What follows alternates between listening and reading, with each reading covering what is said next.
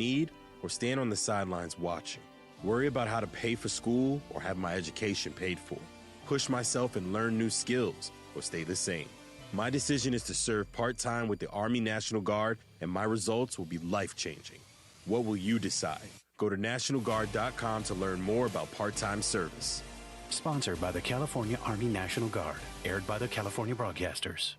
710 ESPN, your home for the 17-time world champion Lakers. KSPN Los Angeles, a Good Karma Brands radio station. This is Lakers Talk on 710 ESPN. And now the game is officially over. Lakers win 129-118. Last night in Chi-Town, the purple and gold put together a complete performance on both sides of the floor, led by 46 big points from Luka. Everybody just staying together. We talked about a lot of things, how we want to approach the game better. That's what we're doing right now. We're staying together. I think everybody's having fun out there.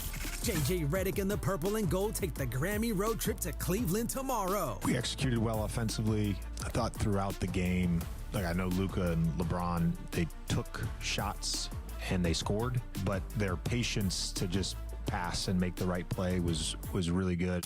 Lakers Talk is presented by Hoag Orthopedic Institute. When pain keeps you from doing what you love, Hoag Orthopedic Institute gets you back to you. Visit HoagOrthopedicInstitute.com to get the help you need today. And all new Lakers Talk is on right now. Here's Andy Kamenetsky. What is up, Laker fans? This is Lakers Talk. Andy Kamenetsky, ESPN LA 710. Thank you to everybody for being here. Thank you for always tuning into Lakers Talk, as me and Funchy and DeAndre are always traveling all over the place. 710, as everybody knows, we are the home of the Lakers. We are the home of the Rams. Still heavy hearts for a lot of us. It was a great season. It was a great season. It honestly was a really great season. It was a really entertaining season. They lost in a very entertaining game. I know it's disappointing, but nonetheless proud to be the home of the Rams. We are the home of the Kings, USC. We sometimes broadcast bowls that I have no idea what they are, who's playing, whatever. But the Cheez-It Bowl. The Cheez-It Bowl. But if we are lucky, the Duke's Mayo Bowl.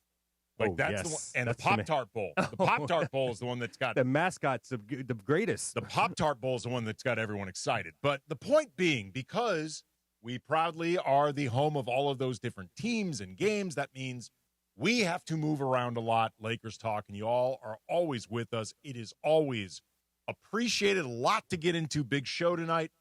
Rui Hachimura thriving in the six-man role that some of us have been loudly begging J.J. Redick to move him into. And by some of us, I mean me, like a lot. This has been a big-time talking point of mine going back to last season, much less this season, but he's been coming off the bench ever since he returned from that calf injury, including last night, 23 points, 29 minutes during a 129-118 win over the Bulls in Chicago. 3-1 road trip so far for the Lakers, so got to get into all of that. DeAndre Ayton, the flip side of the Rui Hachimura conversation, been a tough stretch of games. Got a lot of people wondering whether he is reverting to the form that led Phoenix to trade him, Portland to buy him out. Most people in general to be skeptical about DeAndre Ayton. DeAndre Hawkins, looking at you right now. Looking at you, man. You were a DeAndre Ayton skeptic, waiting for something like this to happen. I wouldn't say I was waiting on something like this to happen. I just knew something like this was going to happen. You're like, I didn't know the exact day. I just knew we'd be having this conversation. I've seen a lot of all of a sudden chatter, whether from Lakers fans or whether from people who cover the team, wondering whether or not the Lakers would need to flip him and Jackson Hayes in the starting lineup, whether the Lakers should explore trading DeAndre Ayton, whether it would even be possible to trade Ayton. So we're going to talk about that and just trade talk in general with the Lakers. Going to preview Lakers-Cavs tomorrow night in Cleveland with Danny Cunningham, the host of Locked On Cavs. That game is 4 o'clock p.m. Obviously, can be heard right here on 710 ESPN. Pre-game coverage begins at 2:30 with Beto Duran. John and Michael are on the call at 4, then the postgame with Beto again. All games can be heard right here for the Lakers, 710 ESPN. Plus your calls, 213-799-0141. 213-799-0141. I guarantee I'm going to get that number. It's 39. We're back to 39 now. We're back to 39. 213-799-0139. 39? We're on 39. We're settled on 39? Yes, sir. Somebody from GKB, I love you people. I love you. I love working for this company. Let's get the old number back. The old number was wonderful. Or let's have I think we're going to hear from Jacob and Ronnie. Jacob and Ronnie knows how to get the specific phone number that he wants. Let's put Jacob on this. I want our old number back. We all have that number memorized. But anyway, 213-799-0139. If you want to call in with anything, Austin Reeves seems close to returning. He's not going to be available tomorrow versus Cleveland, but maybe Friday versus the Wizards or sometime on this road trip, whether against the Knicks, whether against the Nets. The expectations are Austin Reeves is going to be back, and that's obviously a huge deal. Get into all that, but we got to start with the 129-118 win in Chicago over the Bulls. The Lakers now, for all of their ups and downs and their inconsistencies and their very exploitable weaknesses, they are now 22-0 consecutively when winning at halftime. They have the longest streak in the NBA. Go figure. When leading at halftime, still one of the best teams in the league when it comes to closing games in the clutch. You had a nice night from LeBron James, very front-loaded, 24 points, 9 of 19 from the field, 5 rebounds, 3 assists, and a steal. I thought he set the tone really well on both sides of the ball in this game in the first half, laying down a foundation.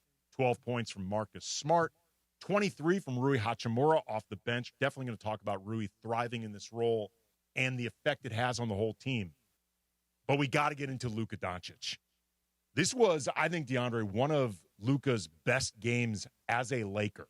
Like, this is up there for Luka in his Laker career.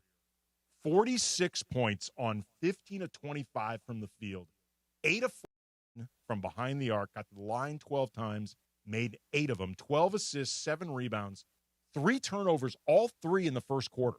Like, I actually had been concerned in the first quarter, like, ooh, Luka's on a heater, but a little loose with the ball. Went the next 3 quarters with that type of usage and some of those insane passes totally clean. So just this was, I thought, a spectacular night for Luka. I thought defensively, Luka was getting after it. Like that third quarter where Chicago started hitting all those threes and threatening the Lakers in this game, Luka was actually one of the guys that I thought was closing out on shooters. Like, I actually thought he did a pretty good job with that. It was a good thing to see. It's trending towards the right step. I mean, him playing defense is only going to help this team even more because when they constantly have to rely on help side and help DeAndre Ayton or whoever is a big man in that specific role trying to be the rim protector, you see the Lakers defense kind of be in a lot of dysfunction. But if he's able to slide his feet and able to do stuff like that, it only can help out this Lakers team. And he has to take more pride on the end of the floor. Well, it's funny, actually. You know how JJ's talked about how the defense can be dictated by the offense, not just because shot quality and bad shots can lead to the Lakers in transition where they're at their absolute worst, but also, too, moving the ball around makes everybody feel more engaged, more involved. And when they feel more involved on the offensive end, it can translate on the defensive end. Shouldn't be that way, but that's just the way things are. Last night, to me, felt like Luka being so deep in his bag in all facets, but that includes playmaking. I think it energized him defensively, like just his own passing. I thought actually brought out a lot in him defensively. He also became the fastest Laker in franchise history to reach 2,000 points. It had been George Mikan needing 72 games. You got to go all the way back to George Mikan. Luka did it in 65. So who's playing against plumbers? Exciting whites. Very exciting whites. The Mikan drills. The Mikan drill. You know what this means? It means the Luka drill is going to be coming soon. Exactly. Hopefully. Dude, some of those passes that he threw last night were insane. Like, absolutely insane. And JJ talked about how, like, because JJ, I think you've figured this out, DeAndre. He's somebody who likes things to be very precise, very logical. He has a very clear vision of how things are supposed to be. He doesn't like deviating from his vision at all. Luka is a very creative, improvisational player. Like, that is part of his gift. And JJ said, like, look, man, you have to be willing to ride out some of those decisions he makes that make your heart feel like it just dropped into your stomach, or you're just like, dude, really? Like, really? But that's more often than not, it's going to pay off. Like Popovich used to talk about that with Manu, that it took him several years to just realize, man, this is who Manu is. He is always going to walk that line between brilliance and totally irresponsible, like completely irresponsible. And Luka's going to do the same thing too. And I just got to trust him that more often than not, he's going to be on the right side of that line. And I mean, majority of them got to buy into what J.J. Redick is trying to do as well, especially on the defensive end of the floor. And I think we're starting to see that more and more through these past couple of games. We're starting to see a glimpse of how can this Lakers team defend. I'm not saying they're going to go out there and be the best defensive team in the NBA. No, they're not. They're not. I can promise you they're not. Because they don't have the personnel to actually do what J.J. Redick wants to as far as the switching 1 through 5 and all that stuff. But, like, this is just a step towards the right direction as far as getting the most out of your guys on that end of the floor, because they're so reliant on offense. They're so reliant on them in a half-court setting. And then when players are blown up, they're relying on one-on-one isolation. They're relying on Luka Doncic to do that. And especially when Austin Reeves gets back into the mix, then we're going to start seeing a whole lot of a different offensive perspective. But the fact that they're able to get collective stops, and that also leads into, like you said, a different way of scoring, maybe actually getting out there running the break, actually being in the passing lanes and get a Jared Vanderbilt dunk and stuff like that. Luka's actually, because Luka is not inherently a push the pace kind of player. He's not a high tempo player. But I've noticed as they've been playing more small ball, he's actually been looking to get guys like Vando and Jackson Hayes and Rui more in transition, because he's just seeing those opportunities. Like he is recognizing those are, for this team, the better athletes. Those are the guys that can move up and down the court the fastest. I'm going to make use of that. And just when Luka dials into the best of his ability defensively, it not only makes the defense better, but it removes the permission structure for everybody else to slack. Like if Luka's slacking, everyone else is going to slack. If Luka's not slacking, other guys are going to be like, look, Luka's defending. Like last year we saw with LeBron. After JJ talked with LeBron, I was like, look, man, I can't have you playing defense like this. The other guys won't do it. Once the old man starts doing it, everybody else has to do it. So coming up, I also want to get into this new role for Rui Hachimura, because this is the thing that I've been bitching about for the last season and a half, maybe 2 seasons. I've wanted to see from Rui, and it is now happening, and it is helping Rui. It's helping the Lakers. I'll explain why. 213. What's the number again? 213-799-0139 if you want to call in. Again, we're going to preview Lakers-Cavs in about 15 minutes with Danny Cunningham from Locked On Cavs. This is Lakers Talk. Andy Kamenetsky, 710 ESPN. From South L.A. to East L.A., Sedano and Cap bring the city together. Well, I do feel very connected to East L.A., to all my people at Garfield High, Roosevelt High, and to all the people right there at the Whittier Boulevard right there. I'm telling you, man, people have come up to me and they're like, East Side Cap in the house. You were in my hood. That's right, I was. Wake up with the morning show, Sedano and Cap. Weekdays starting at 7, only on ESPN LA. For a century, the Genesis Invitational has stood as one of golf's greatest stages, where the game's legends make their mark and history is written. It's official. The round that will long be remembered. Oh, yes! Ludwig Oberg. February 19th through 22nd, celebrate 100 years of championship golf. Experience the drama, the tradition, and the moments that define the Genesis Invitational. Get your tickets now at genesisinvitational.com. The big game is almost here, and there's no better way to cash in during America's biggest sporting event than Prize Picks, where it always feels good to be right. And since the big game is right around the corner, that also means it's your last chance to get into the football action before next season. So close the season outright with Prize Picks by getting $50 instantly in lineups when you play your first $5. On Prize Picks, you simply pick 2 to 6 players, pick more or less on their stat projection, and submit your lineup. Prize Picks also has early payouts. Oh, dude, you got to take advantage of this. If your lineup gets off to a hot start and now you have the option to cash out winnings before the game even finishes, you got to take advantage.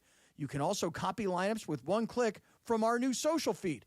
Download the Prize Picks app today and use our code CAPPY and get $50 instantly in lineups when you play your first $5 lineup. That's code CAPPY on Prize Picks to get $50 in lineups when you play your first $5 lineup. Win or lose, you'll get $50 in lineups for just playing, guaranteed. Prize Picks, it's good to be right. 710 ESPN. The radio home of the purple and gold and the home of Lakers talk. And this was a wire-to-wire victory for the Lakers. The Lakers have won 4 of the last 5, and Luka knows the much-anticipated return of Austin Reeves will lift them even higher. Better for sure. Gives us 3, decision makers on the court. They have great talent, and we can't wait to have him back. He's been working out. I saw him, so he wants to be back too, so we're excited for him to be back. Lakers Talk is presented by Hoag Orthopedic Institute. When pain keeps you from doing what you love, Hoag Orthopedic Institute gets you back to you. Visit HoagOrthopedicInstitute.com to get the help you need today. More Lakers Talk with Andy Kamenetsky rolls on.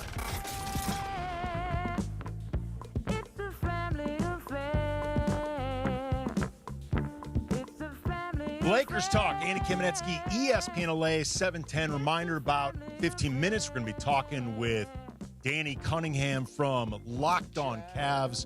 Preview tomorrow night's game in Cleveland, LeBron's old team.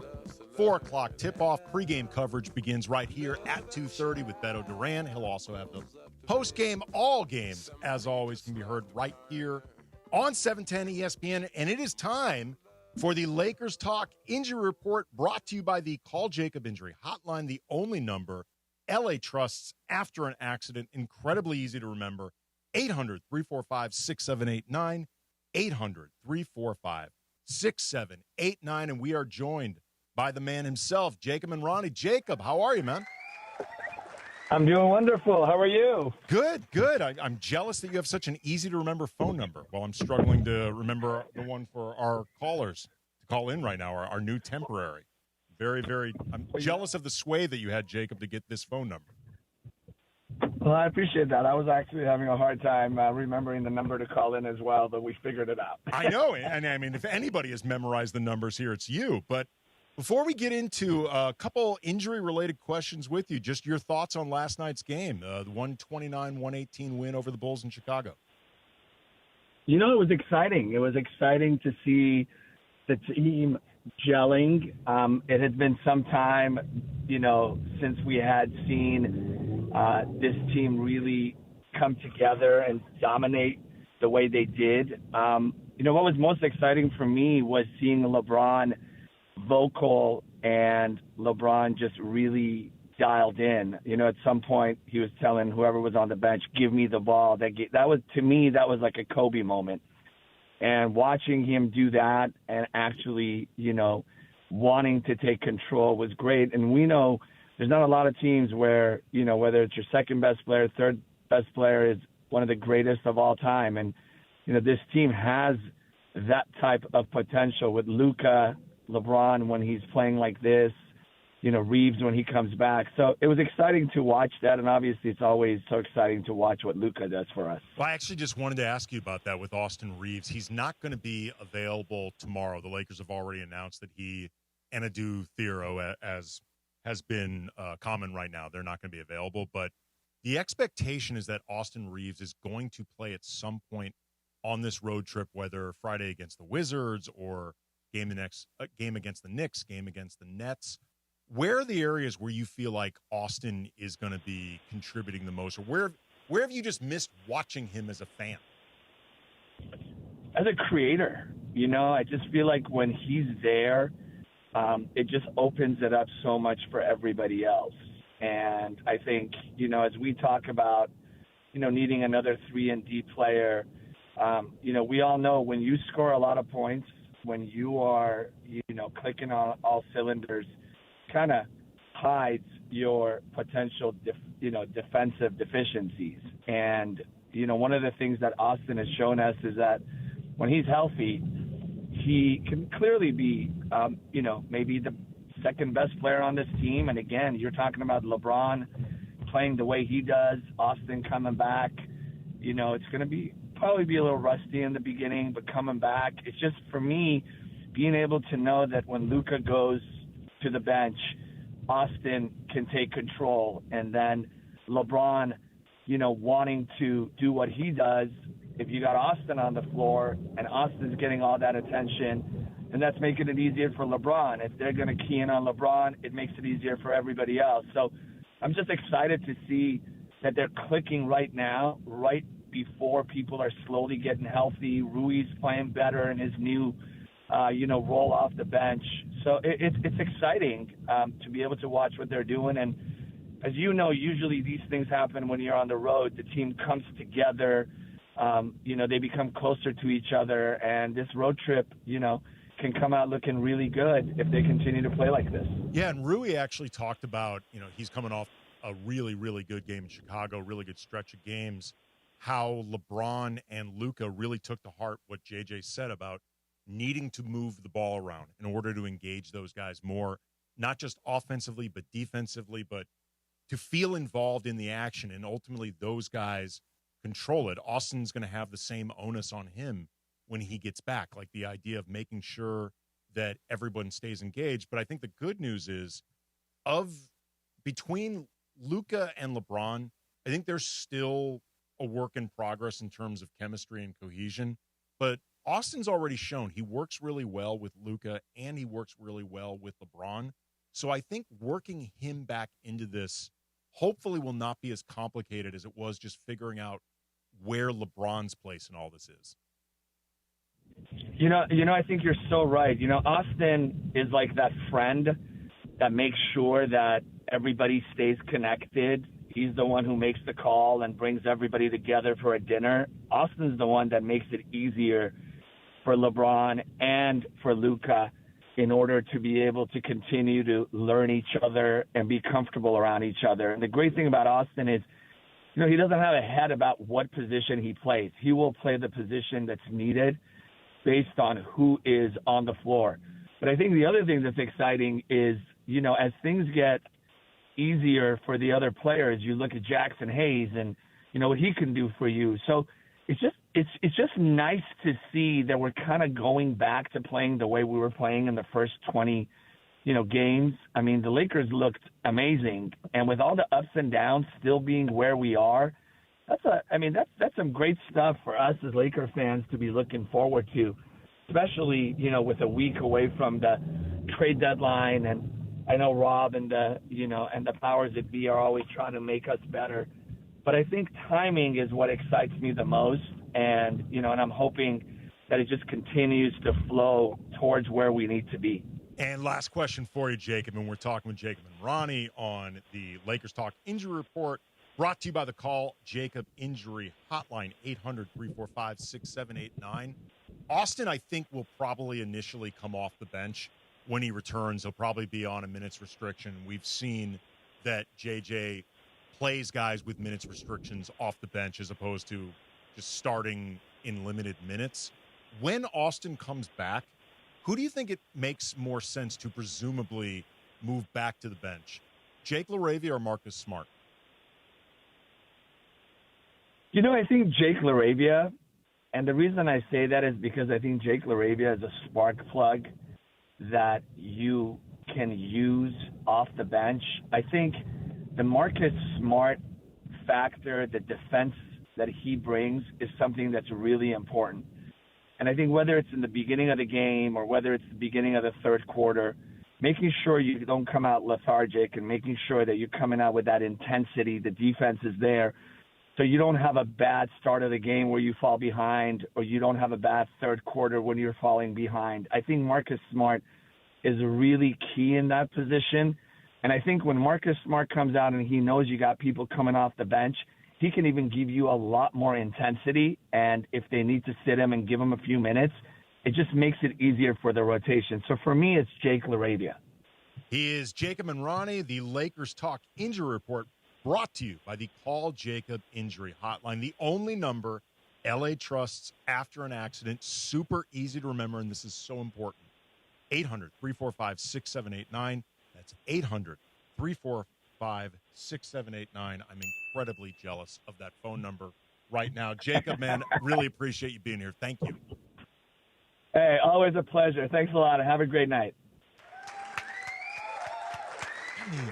Sir, this 213-799-0139. I mean, please call.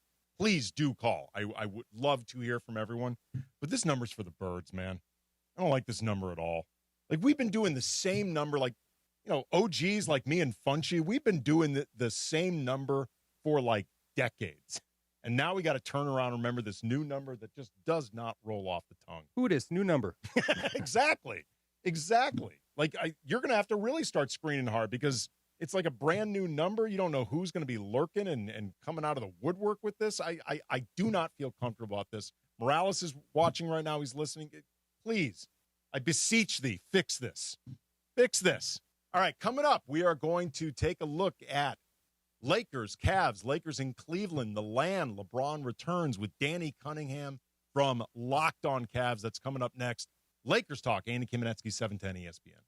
George Chevrolet starts the new year with big Chevy truck savings. Save $11,000 off MSRP on the 2026 Chevy Silverado 1500 or up to $6,500 off select 2025 Silverado 2500 HDs. George Chevrolet makes it easy to save on the trucks you want. Visit George Chevrolet up the 91 Freeway, Lakewood exit in Bellflower, or shop GeorgeChevy.com. Chevrolet, together let's drive. Discounts off MSRP on select models. Ends 2/2/26. Call 866-949-4805. One briefcase, one moment could change everything. Yamava Resort and Casino at San Manuel is giving you a chance to own your destiny in 2026. Play throughout the month of January, and on January 28th, one Club Serrano member will win the case, and with it, a finale spot in any 2026 promotion, plus $400,000. Which destiny will you choose? It's all happening at Yamava Resort and Casino, celebrating its 40th anniversary. You in? Details at yamava.com. Must be 21 to enter. Please gamble responsibly. For 100 days, I'm going to cross the 7 continents because the answers to everything important are out there at the edges of our world. I'm stepping into the unknown. Where are we going? To see our planet as it's never been seen before, from pole to pole. Pole to Pole with Will Smith from National Geographic, now streaming on Disney Plus and Hulu. Show me the way. We expect our information in real time. US Med carries continuous glucose monitors, which provide real-time readings of blood glucose levels. US Med is an approved provider for Medicare and over 500 private insurers. So call 888-665-0696 today for a free insurance and Medicare benefits check as easy as, that's 888-665-0696. I know you're listening to me wearing glasses or contacts. You're either nearsighted, farsighted, have astigmatism, or you're just over 45 and have to wear reading glasses. This is Dr. Sarudi, and I promise you, I can help you with any of these issues. No anesthesia, no pain, no downtime, and if you qualify, I'll even guarantee you with 20/20 or better vision or give your money back. I've never had to after 60,000 cases. Call 855-NOW-2020. 855-NOW-2020. That's 855-669-2020. Ah, the internet. A place where your curiosity can flourish. Unless malware gets in the way. It's a place that can surprise you with phishing websites and trackers. The internet is wonderful, but you must protect yourself online. Protect yourself online with NordVPN. TechRadar named it the #1 VPN in 2025. A single NordVPN account secures up to 10 devices. What else? This cybersecurity tool also encrypts your browsing. NordVPN's Threat Protection Pro feature helps you block malware, avoid phishing, and stop digital trackers. NordVPN scans the dark web to check that the information associated with your email address is not exposed. Just a few clicks and you're safer online. Browse with more peace of mind. Get the best deal at NordVPN.com. More Lakers talk with Andy Kamenetsky rolls on. An impressive road win in Chi-Town last night, topped off with an exclamation point dunk by Jackson Hayes. Slam dunk, he did a gypsy-do between his legs and dunked it. I just got a steal, and I seen him out the corner of my eye for a second, and I see Rui run in front of him, so I knew he wasn't running with me. And so I was just like, frick it. I'm going to try it real quick. Michael, he was like he was in a dunk contest. Yeah, that was pretty impressive. I remember just trying it in middle school and stuff, and then I got to my sophomore year, junior year of high school, and I was actually dunking. I was like, I'm going to try it real quick, and got it. So now I've just been doing it. Lakers Talk is presented by Hoag Orthopedic Institute. When pain keeps you from doing what you love, Hoag Orthopedic Institute gets you back to you. Visit HoagOrthopedicInstitute.com to get the help you need today. And all new Lakers Talk is on right now. Back to Andy Kamenetsky.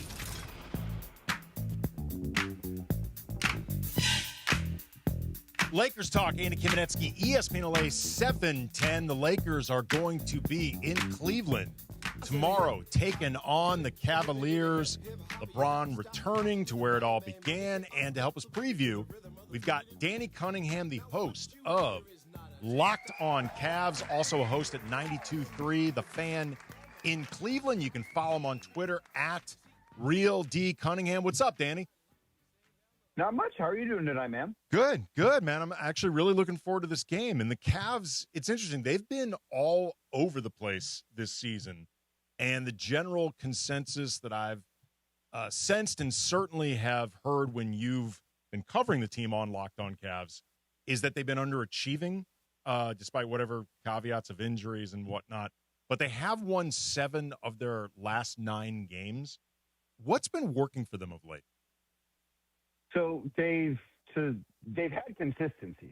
That matters, and that consistency is going to go away a little bit tomorrow because Evan Mobley is going to miss the game with a calf strain that he suffered on Monday night against the Orlando Magic and was able to play through, but now he's going to miss the next 1 to 3 weeks. But they did not have a starting lineup that played together for more than 3 consecutive games at any point this season until this past week. And Just like us. Just like us. Yes. The Cavs have had, and I know that you mentioned to me earlier in the day on Tuesday that the Lakers have had 20 different starting lineups. The Cavs have had 24 different starting lineups all of last year. When you include the 3 games at the end of the season in which regulars are in and out and you're just kind of trying to get to the postseason and get the final 48 minutes of basketball done, they only had 23.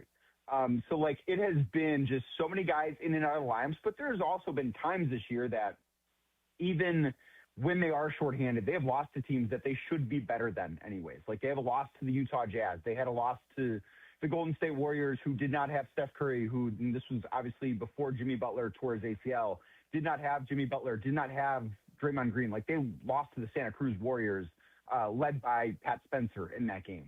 They have had these games where they have lost to lesser teams in ways that they should never be losing these games. So that's why they've underachieved. Given the cards they've been dealt, they shouldn't be a team that's where they were last year. This is not a 64-win team, mostly because the health has not been what it was last year. All their core 4 played 65-plus games, and that matters a lot. This year it's been so far from it, but it's inconsistency in not only who's available, but effort at times too. That said, the effort as of late has been much, much better. Do you think the inconsistency cost Donovan Mitchell an Eastern Conference starter spot for the All-Star team? In the end, it doesn't matter. He's going to make the team, and with this new ridiculous gimmick format, I don't even know what an Eastern Conference starter even means because it's U.S. versus world. But broader, he's been phenomenal this year. And it's a little bit surprising that he did not make that cut.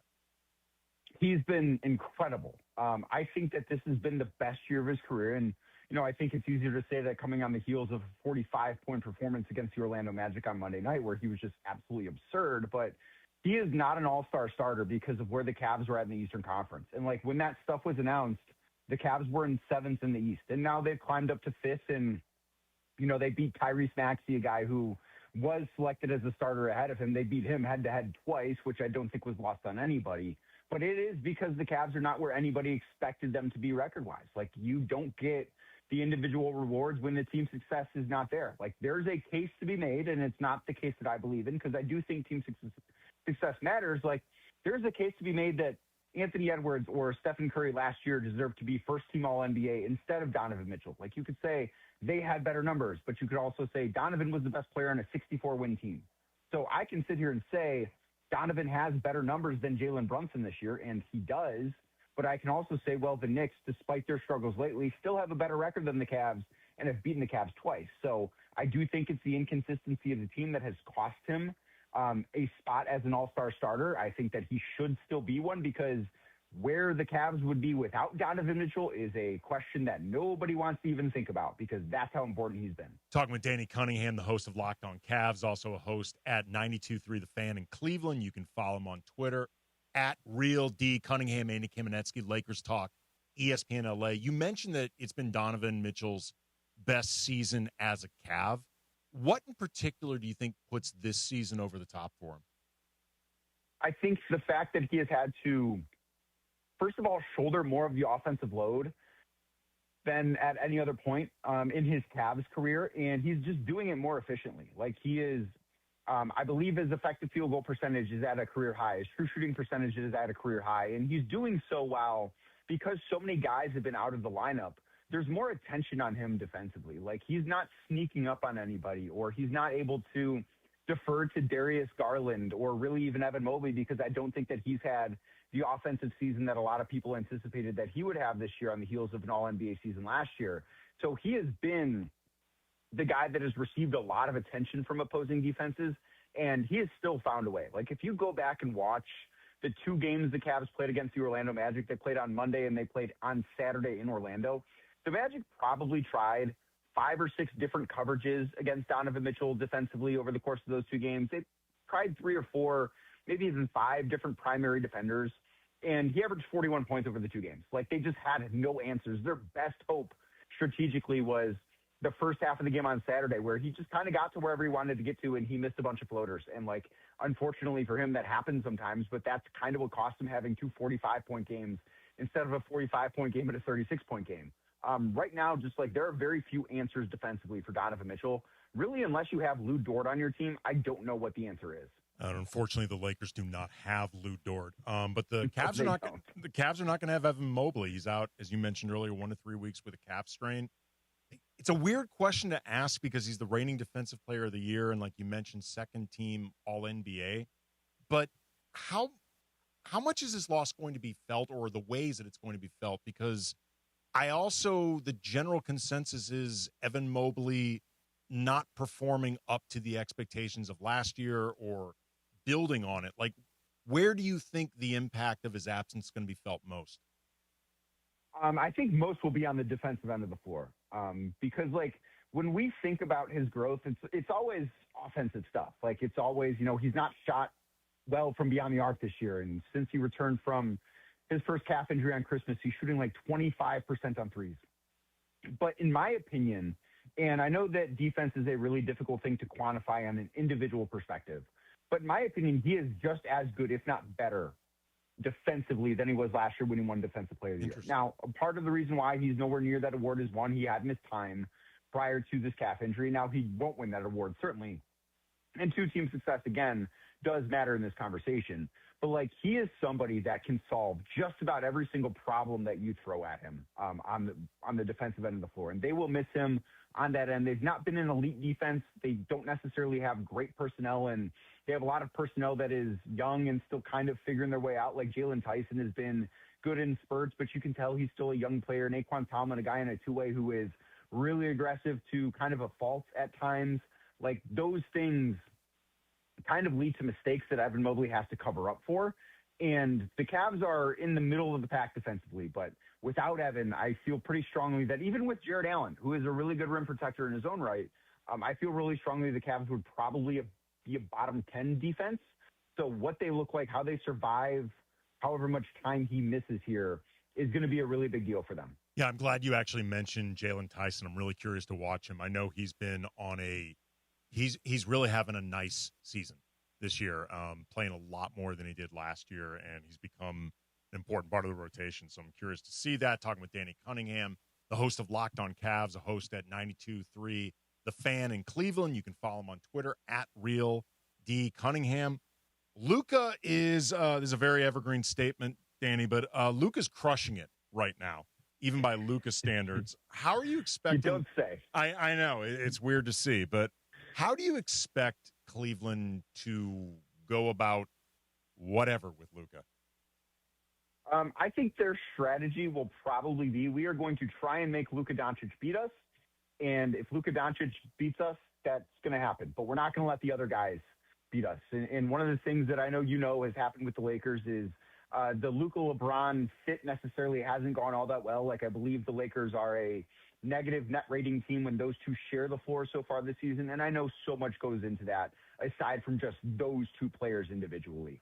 But I think that they want to try and just if Luka's going to take 15 threes and maybe he hits 9 of them, the Lakers are probably going to win. If he doesn't have a great night shooting and the Cavs are able to kind of cut off the rest of his teammates and keep that assist number down, that's where I think the Cavs try and find success. It's those things and keeping him off the foul line, which are things I'm sure that you have heard plenty of times before, because I really think that is the strategy, just slowing him down. He is such an incredible offensive talent that sometimes, and it's, to me, a lot like LeBron earlier in his career, where it's hey, this guy's going to torch you, but you can't let other guys torch you too. And I think that needs to be the strategy for the Cavs against Luka. And I do think the other thing too, they need to take advantage of when there are turnovers, when there are missed shots, and they need to get out and run against the Lakers, because the Lakers are just, especially when LeBron's on the floor, he's a great offensive transition player. They're not a great transition defense, I think, in any metric.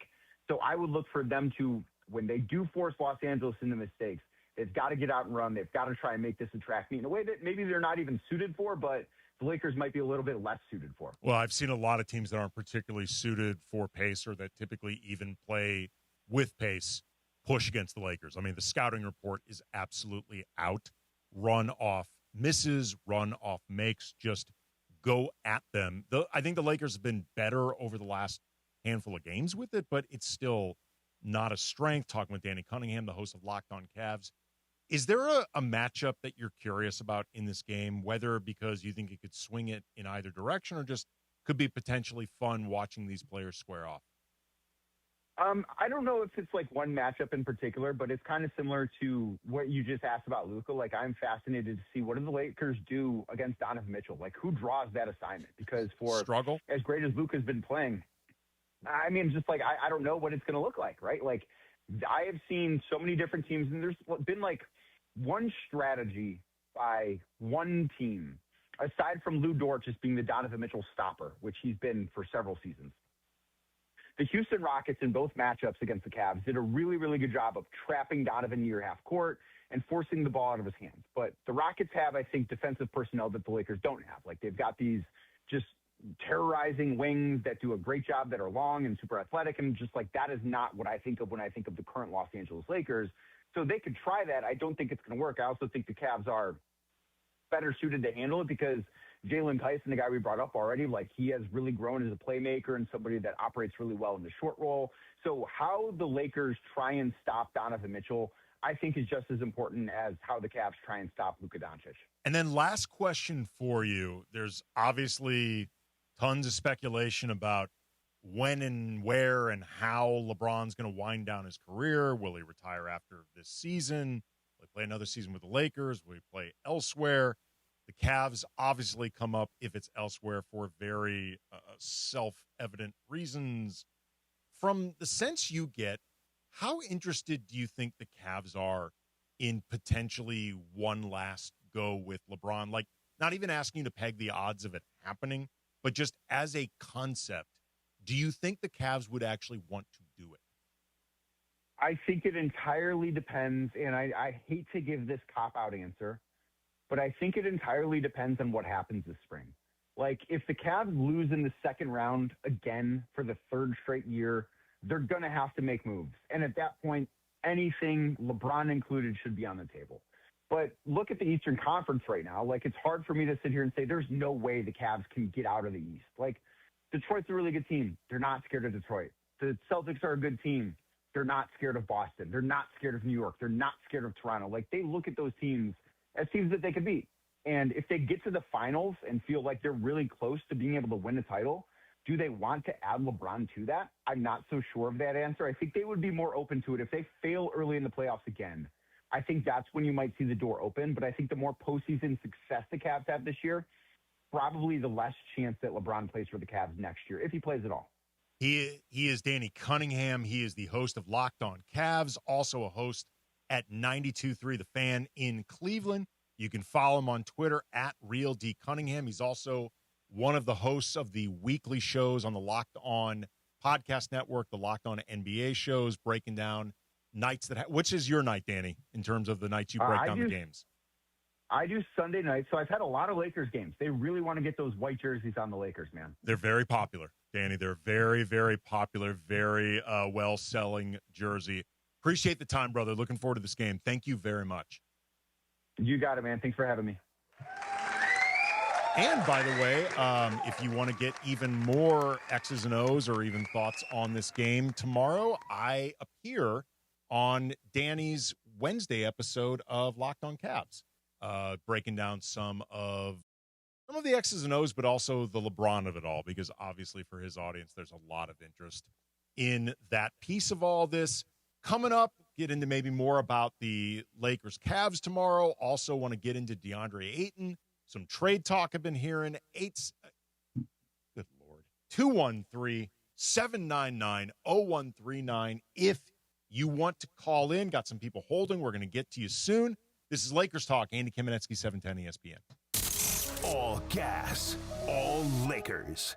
Tomorrow, it's a homecoming for the King. LeBron James returns to Cleveland, where it all began. Rui to LeBron, slam dunk. They forgot about LeBron, and he made a beautiful cut down the middle and dunked it. And the Grammy road trip continues for the purple and gold as the Lakers take on the Cavaliers. Coverage begins tomorrow at 2:30 p.m. The Lake Show lives here. 710 ESPN and the ESPN LA app.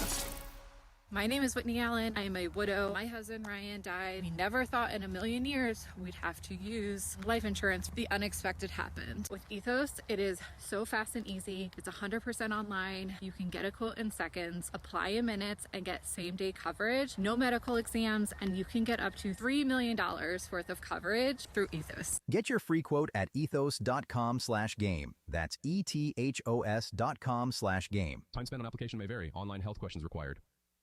Ah, the Internet, a place where your curiosity can flourish, unless online threats stop you. The Internet is wonderful, but you need to protect yourself online. Protect yourself online with NordVPN. NordVPN encrypts your browsing. Its Threat Protection Pro feature helps you block malware, avoid phishing, and stop digital trackers. Get the best deal at NordVPN.com. Have you heard the refinancing rule of thumb that says you have to drop your rate at least 0.5% to refi because it'll take several years of savings to recoup the closing costs for a refi? The Loan Exchange says the rule is nonsense. With a Loan Exchange free closer, you can lower your rate without paying any cost whatsoever. That's right, lower your rate with no cost and your balance doesn't go up. You start saving on the first day you have the loan and every day thereafter. If you decide to move next year or rates drop further, you can exchange that loan for another without losing a dollar that was tied up in closing costs. Today's 30-year fixed-free closer rate in APR is 5.625%. So if your current mortgage rate is higher than 5.625%, give the Loan Exchange a call at 855-752-9944 or log on to theloanexchange.com. It won't cost you a thing. NMLS 1637539. Loan subject to credit approval. See website for licensing information, loan terms and conditions. Equal housing lender. Call 855-752-9944 or visit theloanexchange.com. 710 ESPN. The radio home of the purple and gold and the home of Lakers talk. And this was a wire-to-wire victory for the Lakers. The Lakers have won 4 of the last 5. And Luka knows the much-anticipated return of Austin Reeves will lift them even higher. Better for sure. He has 3, decision makers on the court. They have great talent, and we can't wait to have him back. He's been working out. I saw him, so he wants to be back too, so we're excited for him to be back.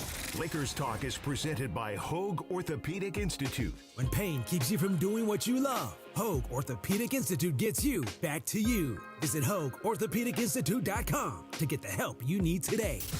More Lakers talk with Andy Kamenetsky rolls on.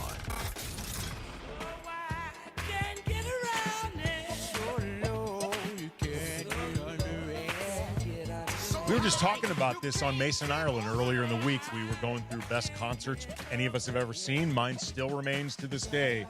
1992, the Palladium, George Clinton, P-Funk All-Stars. I was about to say, you were talking Funkadelic with John Ireland or something? You got to be kidding me. I don't want to go over Ireland's head. Okay, did Mr. Dipsy do? Okay, my screen went away, so I don't have it. Can you play that real quick? This is really quick. For those who did not see it, Jackson Hayes pulled a breakaway dunk, East Bay funk dunk, which is taking the ball between the legs, then throwing the thing down. By his own admission, he almost bricked the thing. Like, he came close to messing it up, in which case he'd have been benched for a very, very long time. But he did pull it off. It was pretty amazing. John Ireland's call. Do we have it? Looking for it now, sorry. Okay, sorry. Because John Ireland, and John is, just so it's clear, John is awesome calling these games. John is fantastic. He and Michael are really entertaining. They break everything down in great ways. However, every now and then, you are reminded of, shall we say, I got it. Here John Ireland's. And now a steal by Jackson Hayes, and now he's got to run out. Slam dunk, he did a dipsy-do between his legs and dunked it. Michael, he was like he was in a dunk contest. Yeah, that was pretty impressive. That might be one of the best in-game dunks I've ever seen. Now, John did a dipsy-do. John is correct. It was a very impressive, very ballsy, and one of the best dunks of the year, actually. I mean, seriously. To do that at 7 feet. And to do it in game? In game. Come on. I mean, which, again, it was spectacular, very ballsy, totally unnecessary, and had he bricked that, I think JJ would have been legitimately furious. Like, really, I'm guessing JJ did not love that to begin with. Jackson managed to pull it off, though. But I wonder how often they practice it in practice. Jackson has actually done it before in a game. Yeah. He actually said he started doing it. It was on a lowered rim, but he was like in middle school, which is just insane. Yeah, we all did it on a lower rim, Jackson. Stop it. Jackson is best. Do you think you can make an argument, either pound for pound, height for height, context? Jackson's best athlete on this team?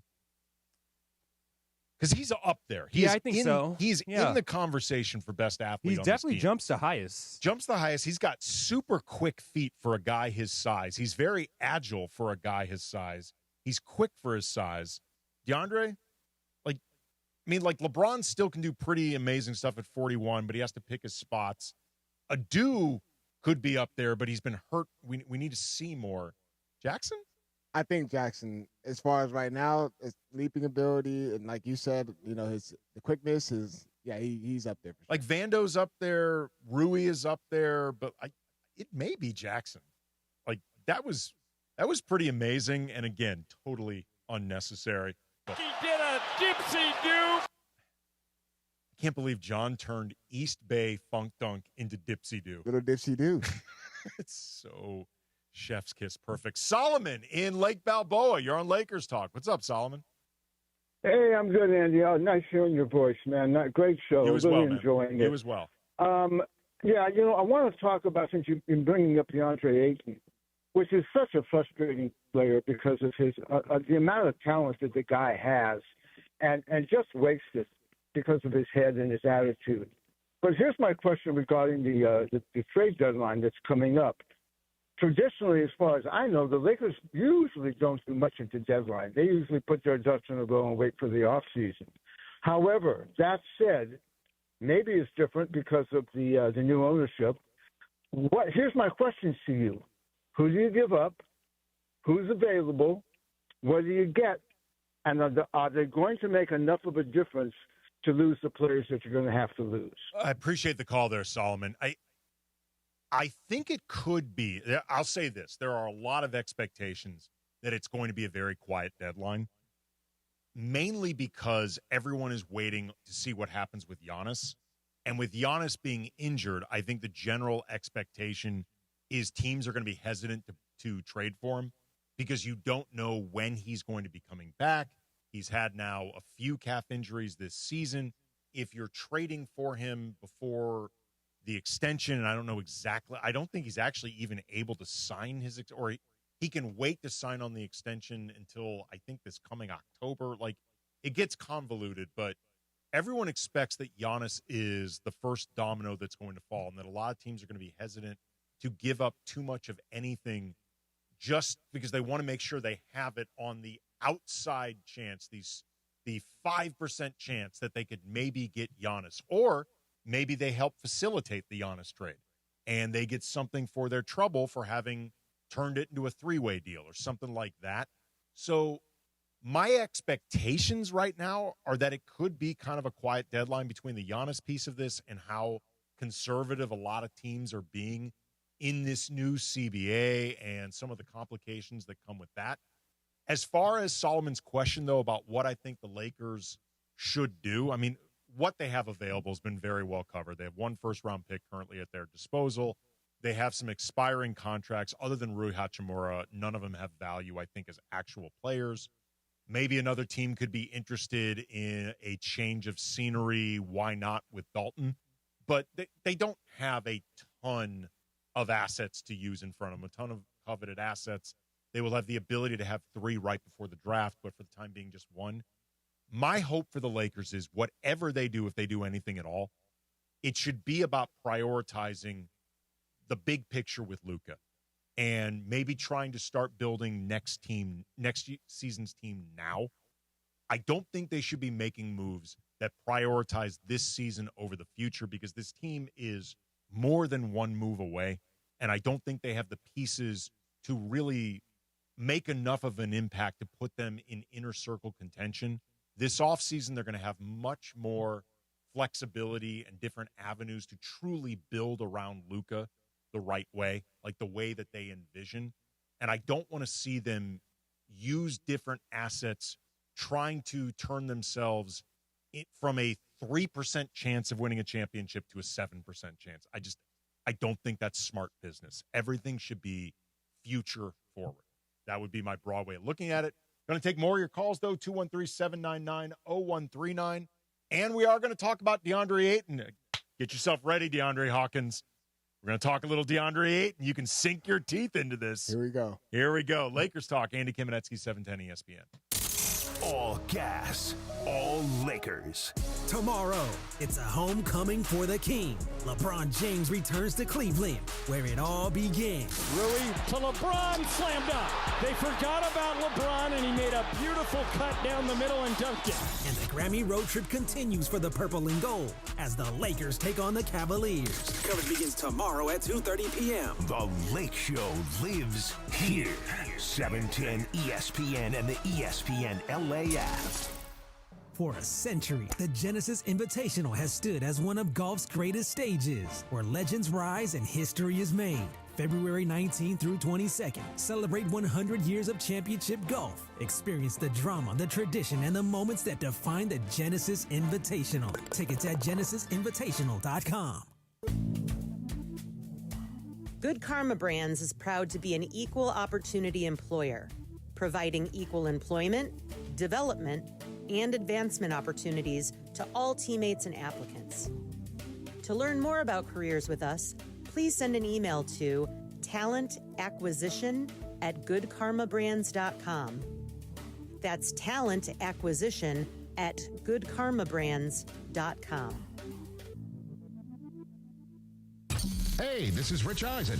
And ESPN LA is the new home of the Rich Eisen Show in the Southland.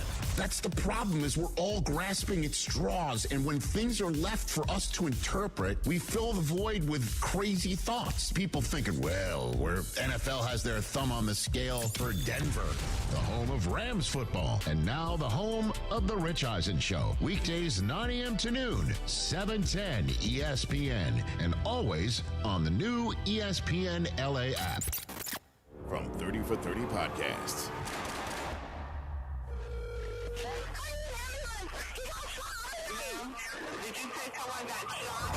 Ryan Pata, senior defensive lineman from Miami, gunned down. The key to this case It's Brian. An hour before he died, he was on the phone arguing with somebody. This might be a hit. You want the truth. They just want a conviction. Being placed under arrest. We had a killer amongst us. Murder at the U, coming soon. Individuals and businesses with tax problems, listen carefully. If you owe over $10,000 in back taxes or have unfiled tax returns, U.S. Tax Shield can help you take back control. The IRS can seize your bank accounts, garnish your paycheck, close your business, and file criminal charges. Our team of tax attorneys can stop collections and get you protected. U.S. Tax Shield offers a price protection guaranteed quote to get you protected today. U.S. Tax Shield is A+ rated with the BBB, so call 800-494-6139. U.S. Tax Shield, 800-494-6139. The home of Rams football, and now the home of The Rich Eisen Show. Weekdays 9 a.m. to noon, KSPN Los Angeles, a Good Karma Brands radio station.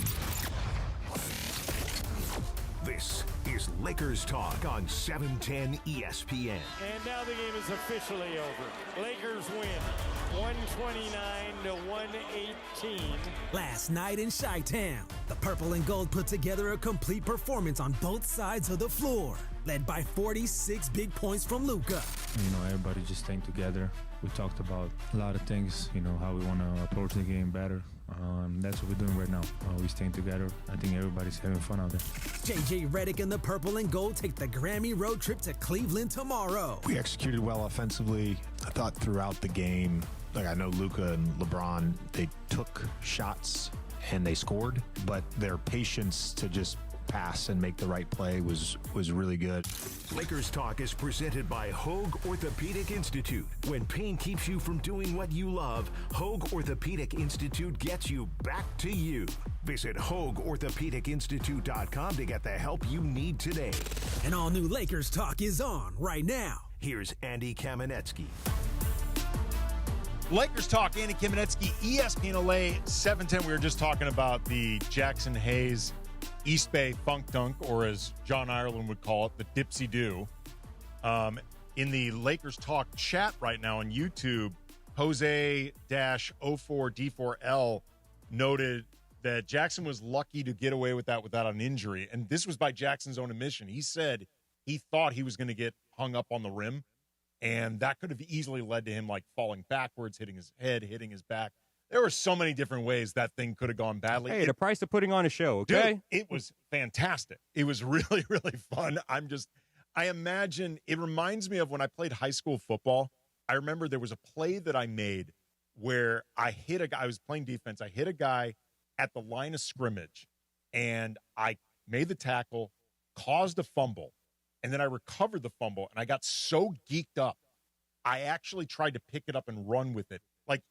This was like line of scrimmage, so it's like a scrum, and that sort of thing is designated for the folks on the good hands team. I was on the opposite. I was on the bad hands team. I was on the you don't do that team. I got one step and crushed by multiple tacklers. Somehow I managed to not fumble. But as I went back to the bench, my coach said to me, "Great play, Andy. If you ever do that again, you're benched for the entire season." Oh, my God. So that was kind of like my version of the Dipsy Do. I imagine JJ was like, "Fantastic, Jax. Don't ever do that again." You've had your one East Dunk Funk for the season in game. Don't do that again. We're going to get into a little DeAndre Ayton, get into a little Rui Hachimura, but want to talk first to Joey in San Fernando. You're on Lakers Talk. What's up, Joey? How you doing, Andy? Good, I need you to help me convince Michael Thompson. He's like one of these guys says, "Oh, we used to play back-to-back." Yeah, and your career lasted 14 seasons. I would have rather had you for 23 like LeBron. How do they not understand that when you do back-to-backs or even 3 nights in a row, your body just falls apart? I don't watch anything in July or August. Extend the season out. I don't watch anything until baseball in September. We got 2 months just empty there. No more back-to-backs. Extend the season out. The owners can still have their 82 games. The players get their rest. We get to watch them for 18, 19, 20 seasons instead of 14, 15, 11 like it used to be in the old days. Yeah, I appreciate the call there, Joe. I do think it's important to remember that, we're watching LeBron now play 23 seasons. Maybe he plays 24, but it's still not the norm. The norm, if someone plays that long, is Kyle Lowry, who's in season 20, playing with the Sixers, which is awesome. Kyle Lowry's from Philly. It's a homecoming for him. He's a great dude on top of it.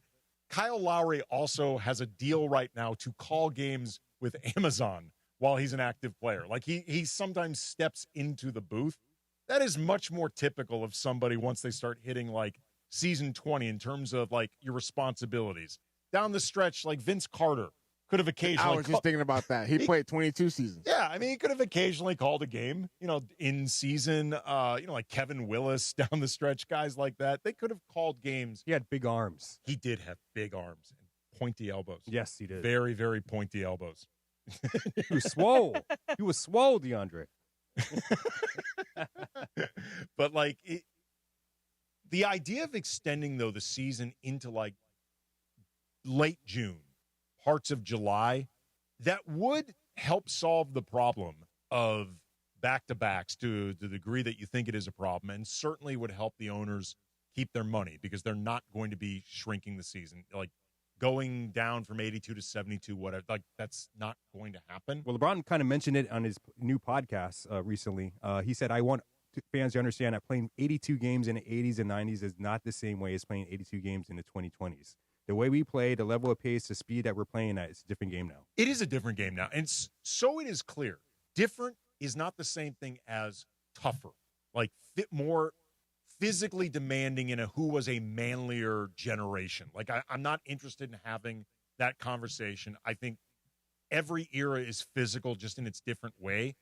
There's no question, like in the era of hand checking, in the era of some other stuff, like it was more taxing physically in terms of like toll on your body bruise wise, things like that, like more like you come down the lane, you get elbowed, right? Like stuff like that.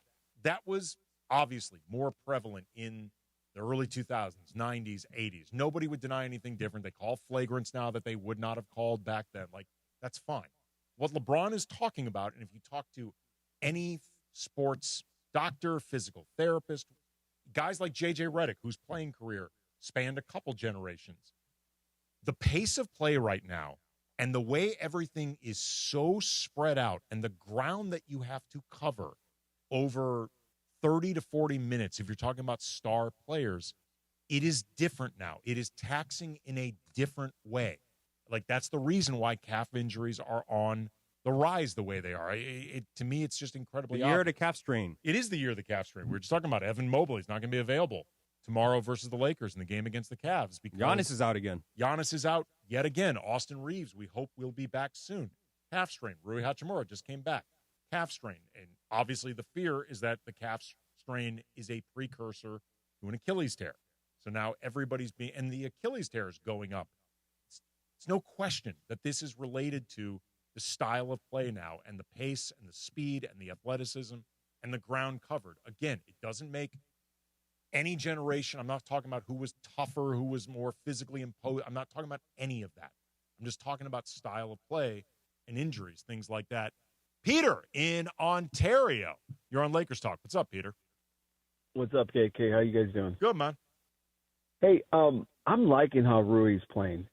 He came back and he's not taking any crap from Luka or LeBron. If he's got a shot, he's taking the shot. He's not just standing in the corner, just waiting for the ball to come to him. I feel like they're running plays for him too. They are. That guy needs about 15. He needs about 15 shots a game. He's averaging about 12. 15 shots a game would help him. And another thing, when AR comes back, is that going to take shots away from him? Because he's our best shooter, to be quite honest. Appreciate the call there, Peter. I mean, I think it'll take a little bit of shots from Rui, just like it's going to take Austin coming back is going to take shots from everybody. Like even Luka is going to be giving up a little bit of his shot volume when Austin comes back because you want Austin taking shots. I think he's going to make life a lot easier for LeBron when he comes back, ease some of that load. But they are running more plays for Rui. JJ talked about that. Like Rui. This is not surprising to me at all. This is why I've been calling for it for so long, and particularly with a starting five that had been LeBron, Luka, Austin, DeAndre Ayton, and Rui. I'm not surprised at all that before he was largely just standing in a corner waiting for the ball to come to him, and now that he's playing off the bench with fewer of those guys, And also, I think, too, they've really seen what they've been missing. Like, it doesn't surprise me at all. Like, he's averaging over the last 5 games, I want to say 11.5 shots per game. That's more than he was averaging as a starter. And again, it's not surprising to me at all. It's what I had been saying would happen. Like, it's obvious to me there would be more opportunities for Rui. It's why I think he is enjoying the role. You know, there have been concerns about how he would handle this mentally if, you know, he's in a contract year, being seen as somebody coming off the bench versus starting. It's like, dude, you're being showcased more. If I'm being honest, I don't think this is really going to affect how Rui gets paid one way or the other. Rui's pretty established as a player. There's only so much you're going to pay Rui anyway. Like, DeAndre, like, I don't picture Rui getting 3 years 75 from somebody, or like 3 years 80. Oh, of course not. No, but just because he went to the bench doesn't mean his production is going to be, you know, it's not going to be valued. He's still providing the necessary stuff that Lakers needed. We talked about it the whole time. Where are they going to get the bench production from? As far as in the scoring aspect, you knew what Jared Vanderbilt was going to bring as far as energy, effort on the defensive end of the floor. They needed someone to actually go out there and provide a little bit of spark in the scoring column. Yeah. Gabe Vincent wasn't doing that. He still hasn't been doing that. Nope. Dalton Connect has been unplayable.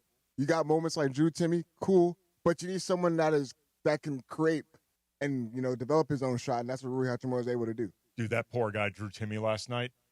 Clocked, man. Clocked with an off-arm foul from, who was it? Sumu. And he was in this game so little before getting clocked and having to leave.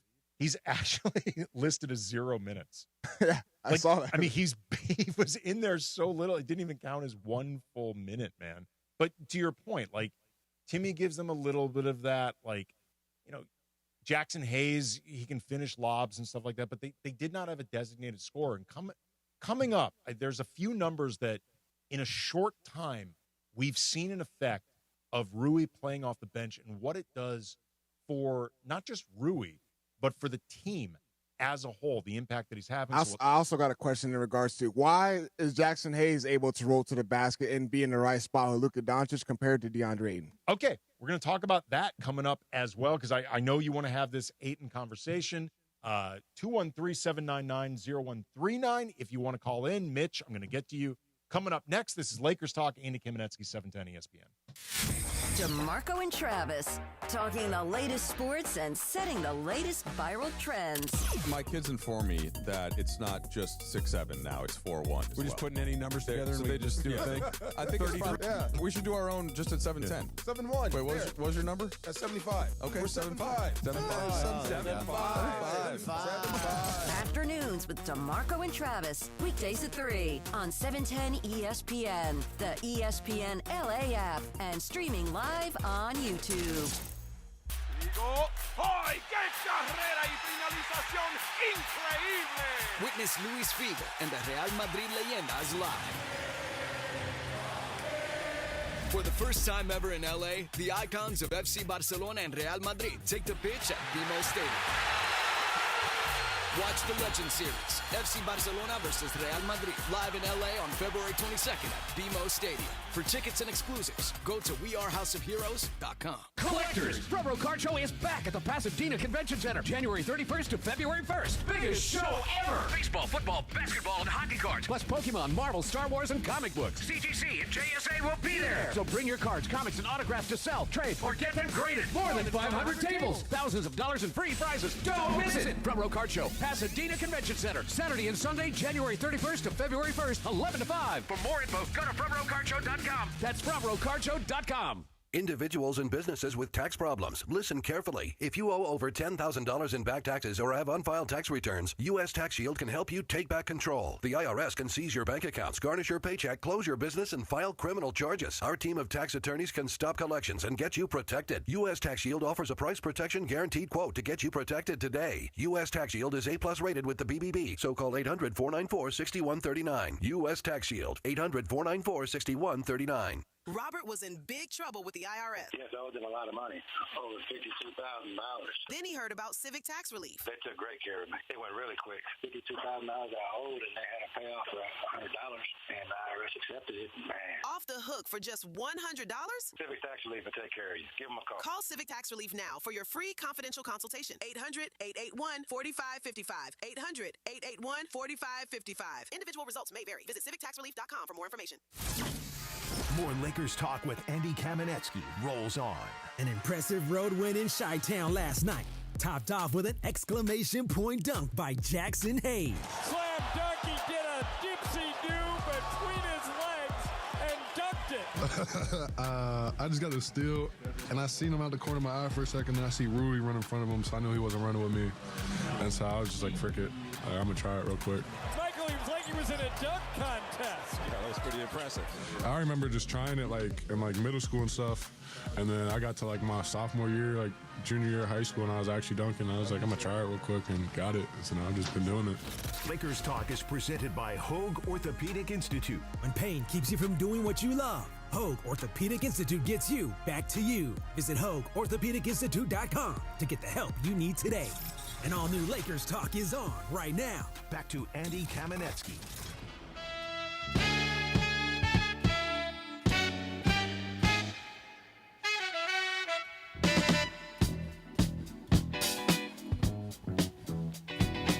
Lakers talk, Andy Kamenetsky, ESPN LA, 7:10.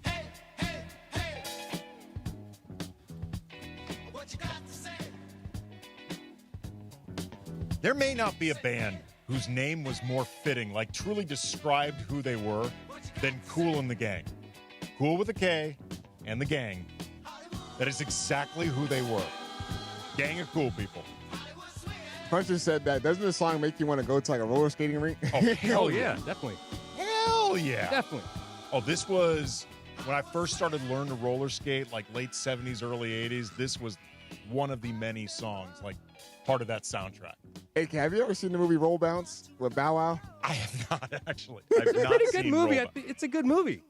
Really good movie. Okay. It's about, check it out. You know, No, I know what roller it's skate about. rings and in 70s. I just have not seen. Do you remember, what's it called? The Wheels of Wax or whatever?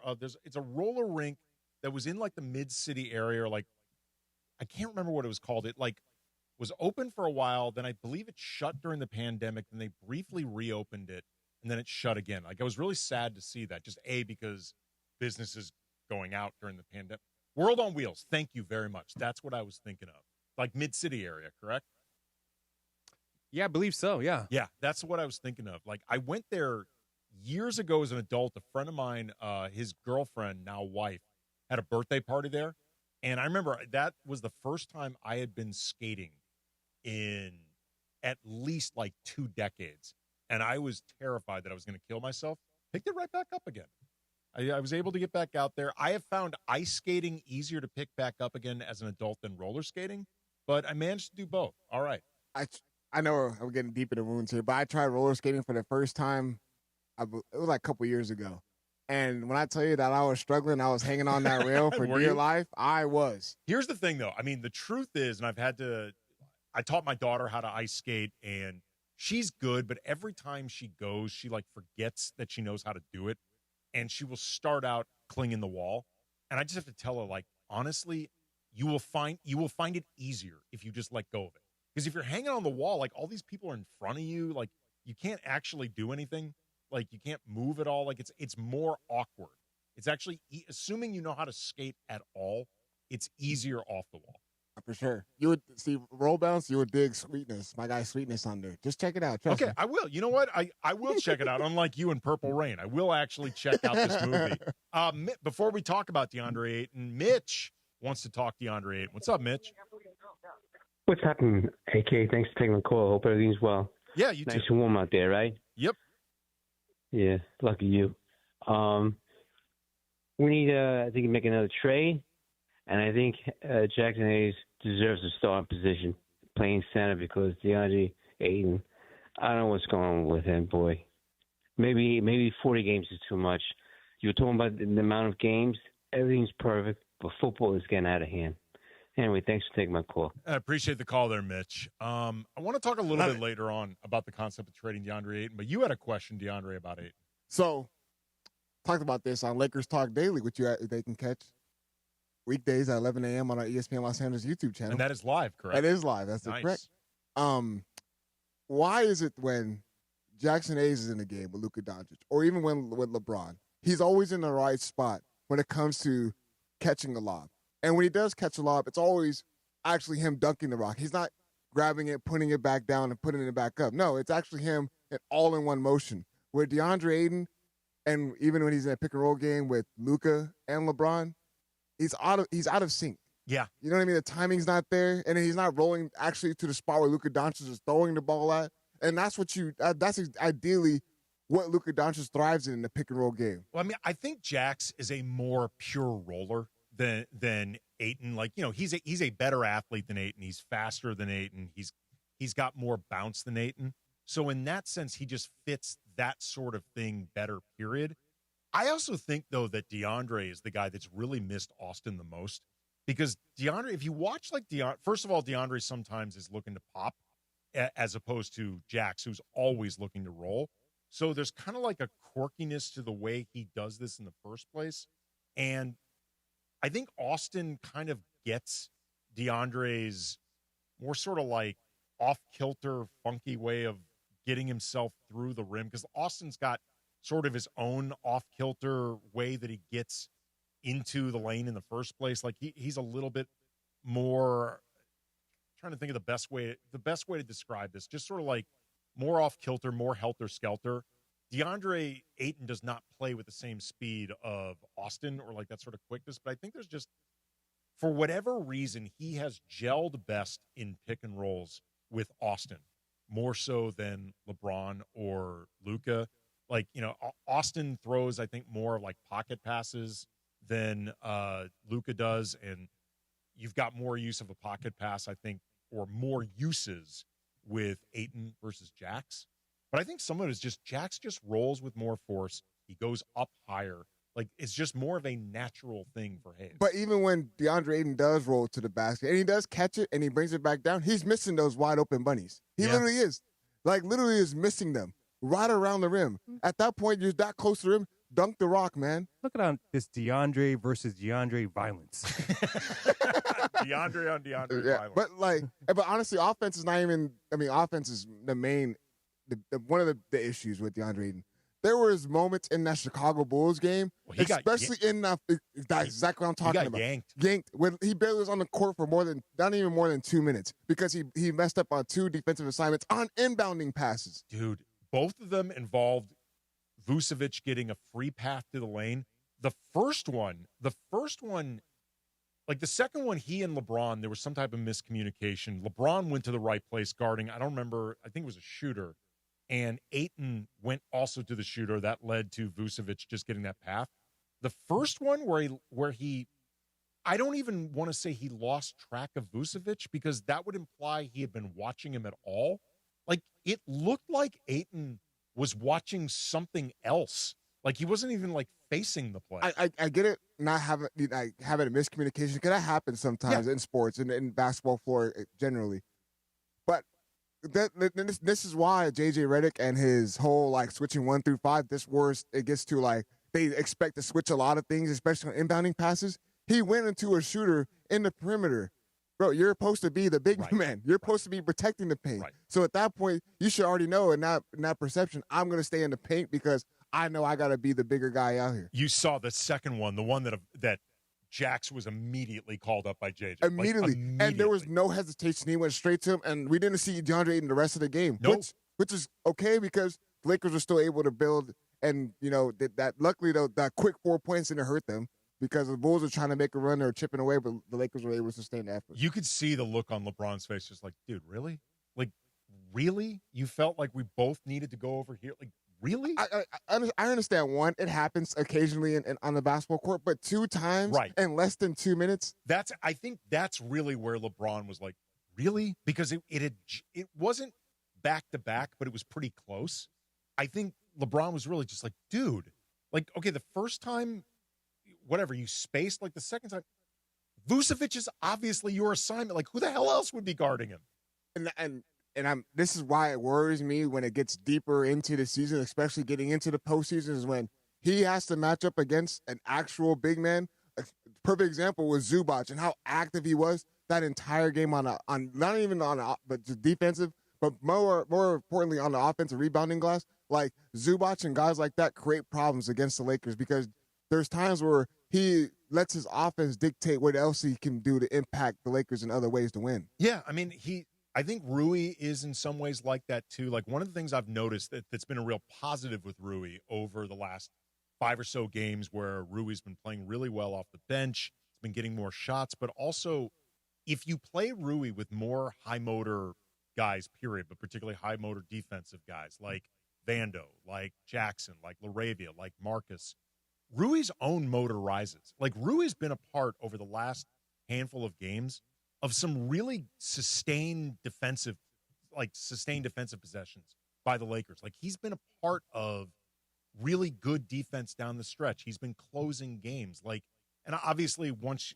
guys get really dialed in when you're in the last 5 minutes anyway, but like third quarter defensive pushes, top of the fourth quarter defensive pushes, Rui's been a part of that. I think it is in part because when he's playing with some of these guys who have that type of motor, you don't want to be the guy lagging.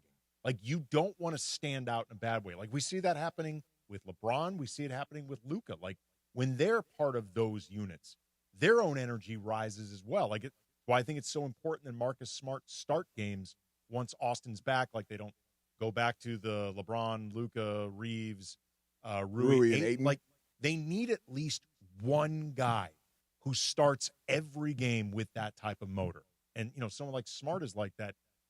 Ayton needs guys like that around him to bring the best out of him. I don't know if that eye thing is still bothering him at all. Like, I don't know. Like, maybe there's a part of me that wants to believe that it is just because it would explain. Because, you know, we're not that far removed from that 10 out of 10 from the field, 25 points, 13 rebounds, like literally historic numbers.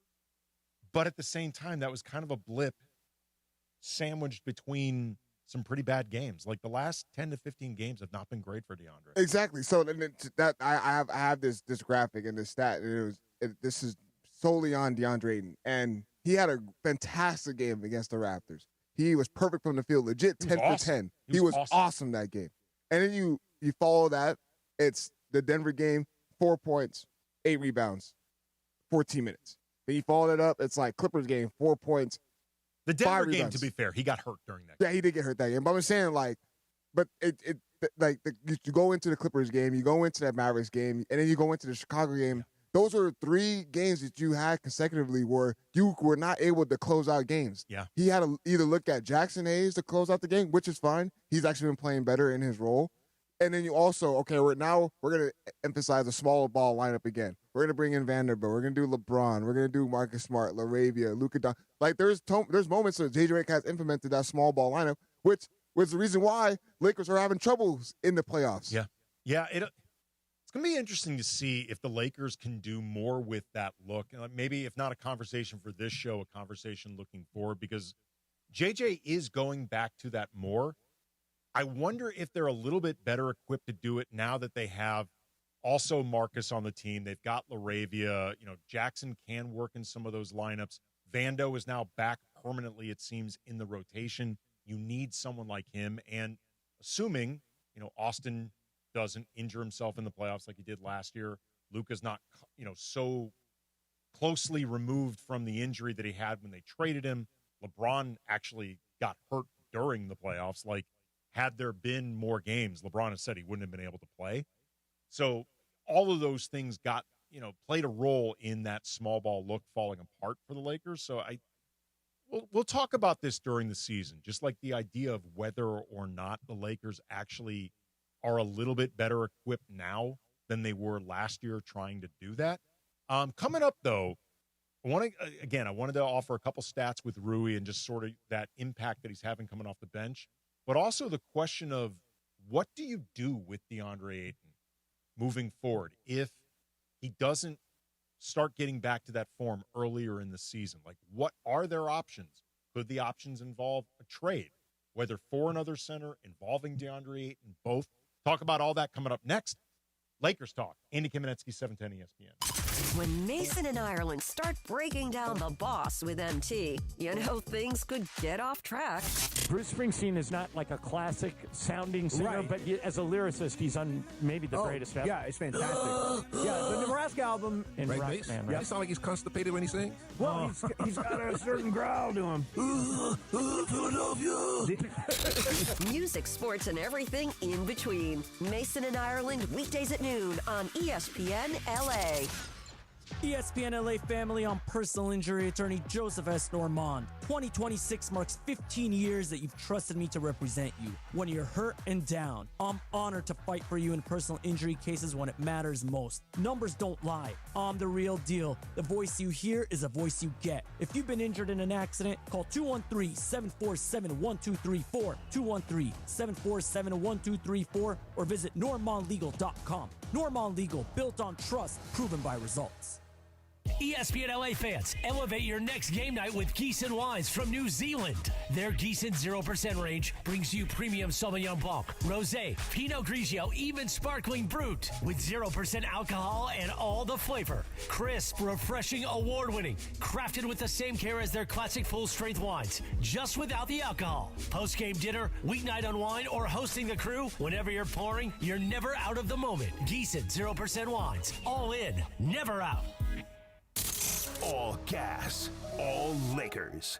Tomorrow, it's a homecoming for the King. LeBron James returns to Cleveland, where it all began. Rui to LeBron, slam dunk. They forgot about LeBron, and he made a beautiful cut down the middle and dunked it. And the Grammy road trip continues for the purple and gold as the Lakers take on the Cavaliers. Coverage begins tomorrow at 2:30 p.m. The Lake Show lives here. 710 ESPN and the ESPN LA app. One briefcase, one moment could change everything. Yamava Resort and Casino at San Manuel is giving you a chance to own your destiny in 2026. Play throughout the month of January, and on January 28th, one Club Serrano member will win the case, and with it, a finale spot in any 2026 promotion, plus $400,000. Which destiny will you choose? It's all happening at Yamava Resort and Casino, celebrating its 40th anniversary. You in? Details at yamava.com. Must be 21 to win. Please gamble responsibly.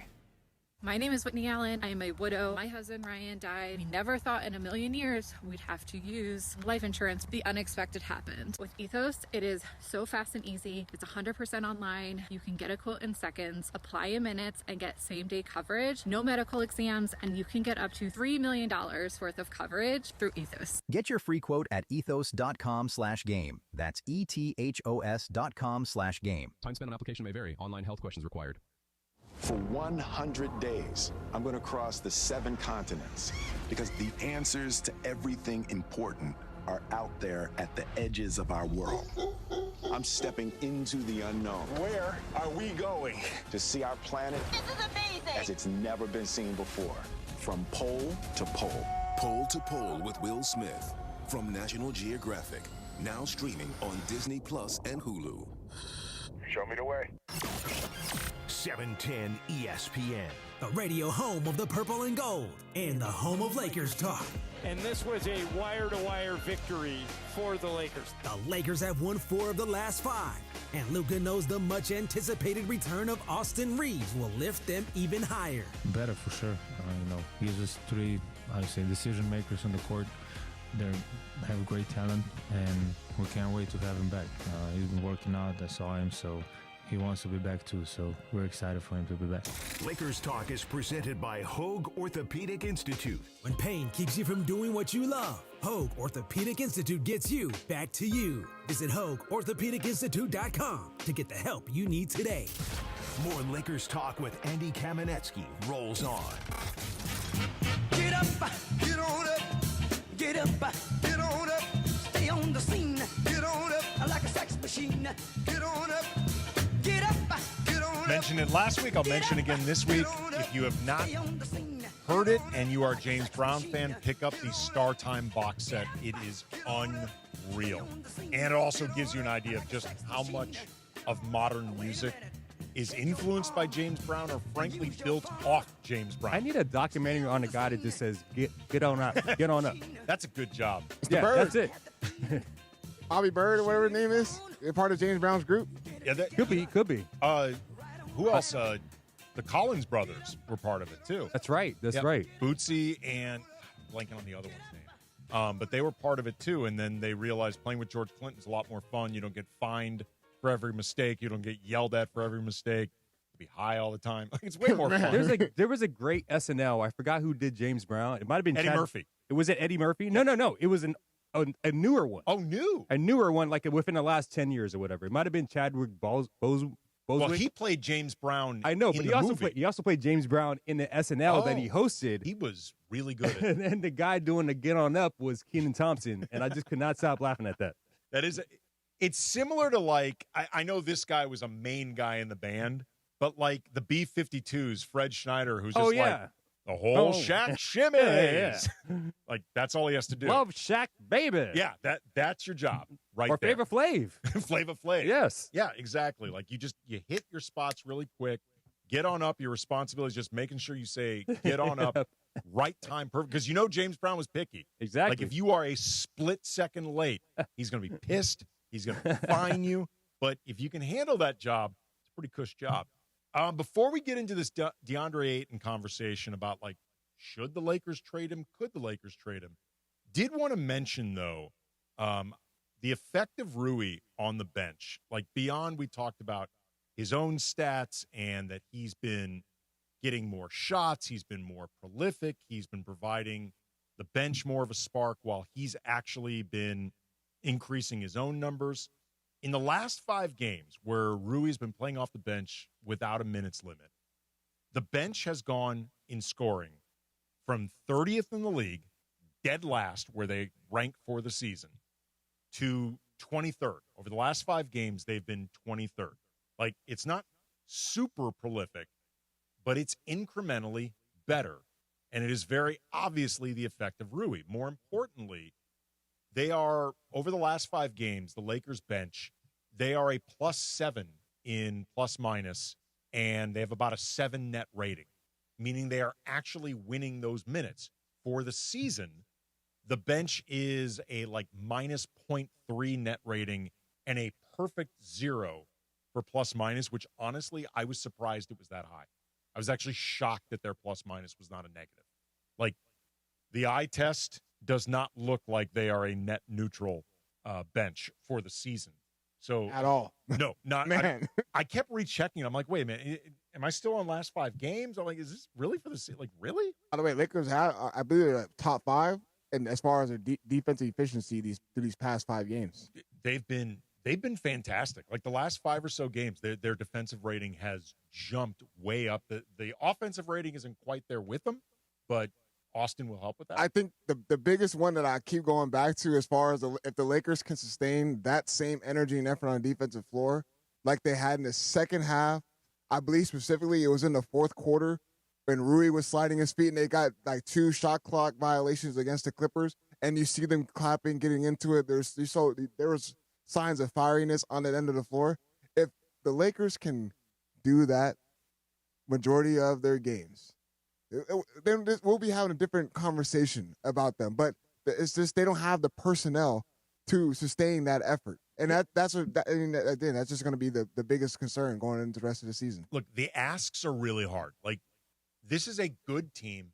They're not a great team. And the reason they're not a great team is they have flaws that are extremely exploitable. And there is only so much they can paper over them. But the only way they can, to whatever degree that they can, is playing extremely hard, basically for 48 minutes, and playing as mistake-free as possible for 48 minutes, because they just have a small margin for error in terms of defense, in terms of athleticism, in terms of speed, like the things that are their weaknesses that you really can't fake. Like, we've seen last 5 minutes, if they need to execute defensively for like 5 minutes, they can be good. We've seen stretches over like a second quarter or a third quarter or a fourth quarter, like early in the fourth, where they can do it. But then they go through these lulls because it's really hard, and because they don't have either the athletes or an eraser on your back line guarding the basket, like somebody who really just erases like Anthony Davis used to do. Like AD, I know fans would at times, move the goalposts with him. National media will move the goalposts. AD erased a lot of mistakes, man. And you see it now. Like, he erased a ton of problems. That's not something DeAndre Ayton can do. It's not something Jackson Hayes can do. Like, they will both try, and occasionally they will be successful. But everybody just has to, frankly, play their asses off, DeAndre, for like 48 minutes, and that is hard. It is hard. It is hard to play defense, especially when you got to do a lot on the other end of the floor, which Luka Doncic does. He has the ball in his hands a lot, which to this day, I still can't wait till Austin Reeves comes back into the lineup, just so we can see what Luka Doncic can look like with the ball out of his hands, if he's actually going to move and not stand and watch someone else go one-on-one, because that's going to be another thing that the JJ Redick and them are going to have to figure out, how the spacing going to look like, because we really haven't seen that many games as far as LeBron, Austin Reeves, and Luka Doncic on the court on the same time, because either LeBron's out and Luka Doncic and Austin Reeves are playing, or Luka and AR are playing, whatever the case is. But it's going to be another adjustment, another thing that they're going to have to figure out as far as how the spacing going to look like, because Austin Reeves is another one of those guys who's going to need to get his shots up. But he can also do a lot of things well offensively, to where now it creates a lot of different looks for opposing teams. All right, so this question with DeAndre Ayton, who has been slumping over the last, I'd say, 10 to 15 games. There's been a few good ones, mixed in there, but for the most part, last 10 to 15 games, he has not looked good. It's for very understandable reasons, maybe overstated, but understandable. It's got a lot of people thinking this is DeAndre Ayton reverting back to form, reverting back to his reputation, and that regardless, if the Lakers want to even attempt to make a deep playoff run, whether you think they can do it or not, trying to do it, DeAndre Ayton is not the answer at center, and that they need an upgrade at center. And I don't think starting Jackson Hayes is that upgrade. Like, Jackson is playing really well this season. I think he's legitimately improved. I also think if you start playing Jackson 25 to 30 minutes, you're going to see diminishing returns. So the idea of trading for a center, the best center that I think could be gettable, and he's been linked to the Lakers before, is Nick Claxton in Brooklyn. Like, Nick Claxton is in a lot of ways Jackson Hayes, but better. Like, he does a lot of the things Jackson Hayes does, but just better, particularly defensively. Like, Nick Claxton is a good defensive player. Like, he can guard the rim. He is a pretty good, for his size, switch defender. Like, he can do a lot of different things. He is obviously not on Brooklyn's timeline. Thinking of a couple scenarios, I want to run this past you guys. See, A, would you do it? B, do you think it's even plausible? I've seen people bring up the idea of whether or not the Lakers should look to try to trade DeAndre Ayton as part of a deal involving another center, in this case, let's say Nick Claxton. Looking at the numbers, what I came up would be the Lakers get Nick Claxton from Brooklyn. Brooklyn gets, in this scenario, he gets DeAndre Ayton, who, remember, and this is important, DeAndre Ayton has a player option for next year for about $8 million and change, that right now feels like it's going to be picked up. DeAndre Ayton, Gabe Vincent, Dalton, just free look at Dalton, change of scenery with those young players, why not? Unprotected first-round pick and a second-round pick. So it's, again, Lakers get Nick Claxton. They send out DeAndre Ayton, Gabe Vincent, Dalton Connect, unprotected first, second-round pick. Like, those are the only picks the Lakers can send out right now. That's all they have. Plus, Gabe isn't expiring to make the money work. DeAndre to make the money work, and also to send a center out, because you only need so many centers.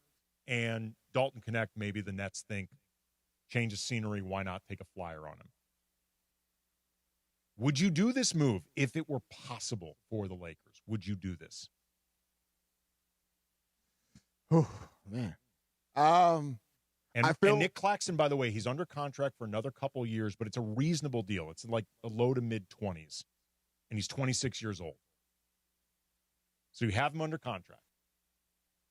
Trying to look up how old Nick Claxton is. He's 26. 26? Okay. He's 26. So it's around the same timeline with Luka Doncic, and like you said, if you're able to align them two for the foreseeable future, then, that's something that you would probably don't turn down. Is that worth an unprotected? It's essentially, is it worth an unprotected first and a second? No. I don't think so. I really don't. I don't want to give a first round pick for him. I don't think the Lakers should do anything come trade deadline. Okay. I think they really should just stay put and then actually have a proper plan going into the offseason, because everything that we've been seeing these past trade deadlines have been, we got to make an aggressive trade. We got to make this deal now so we can get in the playoff mix. And then it hasn't been resulted in either a first-round exit. 1 year they make it to the Western Conference Finals, they don't lose, then do another first-round exit. So they've been aggressive all the time during the trade deadline, and it honestly kind of didn't really work out in their favor going into the offseason because they didn't have that many cards to play. Seeing them right now, a lot of people in the chat saying that they would do that, but they want Michael Porter Jr. in addition to Claxton. Greedy. Well, it's not even greedy. The Lakers are not going to have it. They don't have enough. They don't have enough money. Like exactly. they do not have enough unless money. you're giving up Austin Reeves. Even if you're giving up Austin doesn't make enough money now. Like the Lakers would have a sign and trade. They would have You can't do it. Sign and trade in the middle of a season. I know you can't do that. Later. I know, but we're talking about right now. We're talking about before the trade deadline, Funchy. Well, some of these guys in the chat room, they want Dwight Howard back and JaVale McGee. Yeah, that ship has exactly. sailed. Like I said in the chat room here too. Plus, also too, a sign and trade means that Austin Reeves is willingly signing up to spend his prime during a severe rebuild in Brooklyn. Call me crazy. I don't think Austin's going to sign up for that. It's a nice city if you have money. A lot of cities, they're going to be nice if you have money. He's going to have someone's going to pay Austin. Like that, when people bring up Giannis, for example, like Austin's the trade. No, he's not. Like in my opinion, he's not. Because we're part of a massive rebuild. I think Austin's already too old. Like Austin will be 28 during his first full season with either Milwaukee or Brooklyn or wherever. Like New Orleans, when people talk about like Trey Murphy or whatever, like Austin makes no sense for that. But also, why would Austin sign up for that? Like, why would he want to do that? Like there's a team that's good that will pay Austin. Like there are teams with cap space, or at the very least, he'd be like, let's figure out a sign and trade where I go somewhere that's decent. Like I don't picture Austin doing that. But to your point, though, DeAndre, like the idea of waiting until the summer, having all your options, I understand what you mean. What's interesting about that, though, is if you're not sold on DeAndre Ayton, that means you need a center. Is there realistically a better center that you could get in this offseason than Nick Claxton? Like, that's what I think is interesting about it. Those are the questions Rob Pelinka is going to be mulling over. And I know if you can make the deal, do it now. But can they also wait in the summertime? Like, is Nick Claxton? They could. I'm saying, is Nick Claxton that big of a name where other teams are in the market trying to get him? I would need to take a look at what teams need a center. Because if there's a team that needs a center, they might decide, you know what, let's just get him now. Let's just get him right now. I mean, Brooklyn, I'm sure if you put the right deal in front of them, they'd say, yes, he's not a part of their timeline. They've got 1 million young players that they need to see. So I think that would be the risk from the Lakers' perspective. If we don't do this now, could he possibly go at the deadline? Let's just go get Daniel Gafford. You got to pay him, though. He's an impending free agent. I do not want to pay him. Then there you go. There's something that you can look forward to in the offseason. Possibly. You never know. The Daniel Gafford sweepstakes, that's what we're looking forward to. He's something that he has a great chemistry with Luka Doncic. He's been a proven player. And as far as a big man role, he has. Seeing guys in the chat right now, bring back Chris Mim. All right, coming up, we're going to close out, as always, a little crunch time.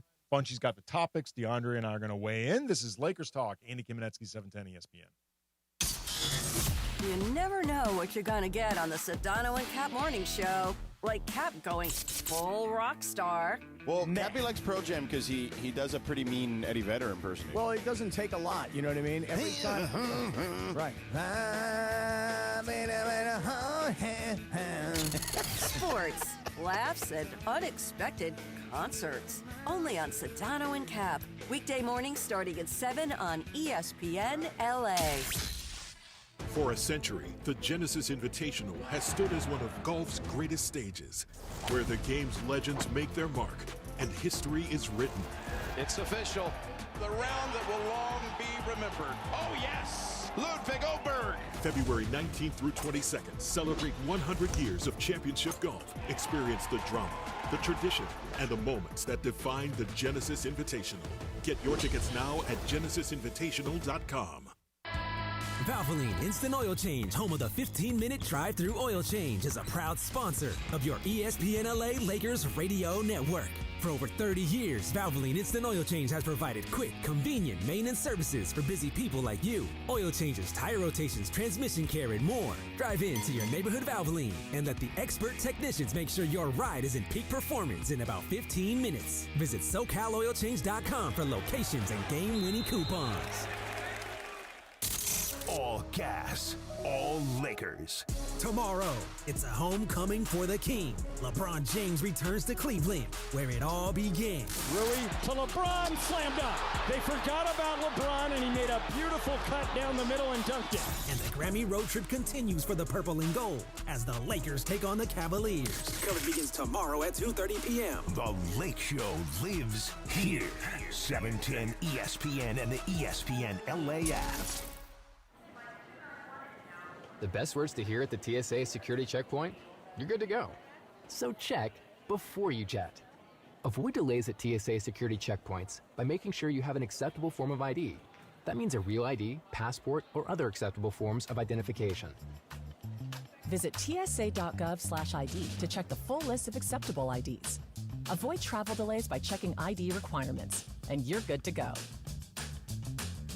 Have you heard the refinancing rule of thumb that says you have to drop your rate at least 0.5% to refi because it'll take several years of savings to recoup the closing costs for a refi? The Loan Exchange says the rule is nonsense. With a Loan Exchange free closer, you can lower your rate without paying any cost whatsoever. That's right, lower your rate with no cost and your balance doesn't go up. You start saving on the first day you have the loan and every day thereafter. If you decide to move next year or rates drop further, you can exchange that loan for another without losing a dollar that was tied up in closing costs. Today's 30-year fixed free closer rate in APR is 5.625%. So if your current mortgage rate is higher than 5.625%, give the Loan Exchange a call at 855-752-9944 or log on to theloanexchange.com. It won't cost you a thing. NMLS 1637539. Loan subject to credit approval. See website for licensing information, loan terms and conditions. Equal housing lender. Call 855-752-9944 or visit theloanexchange.com.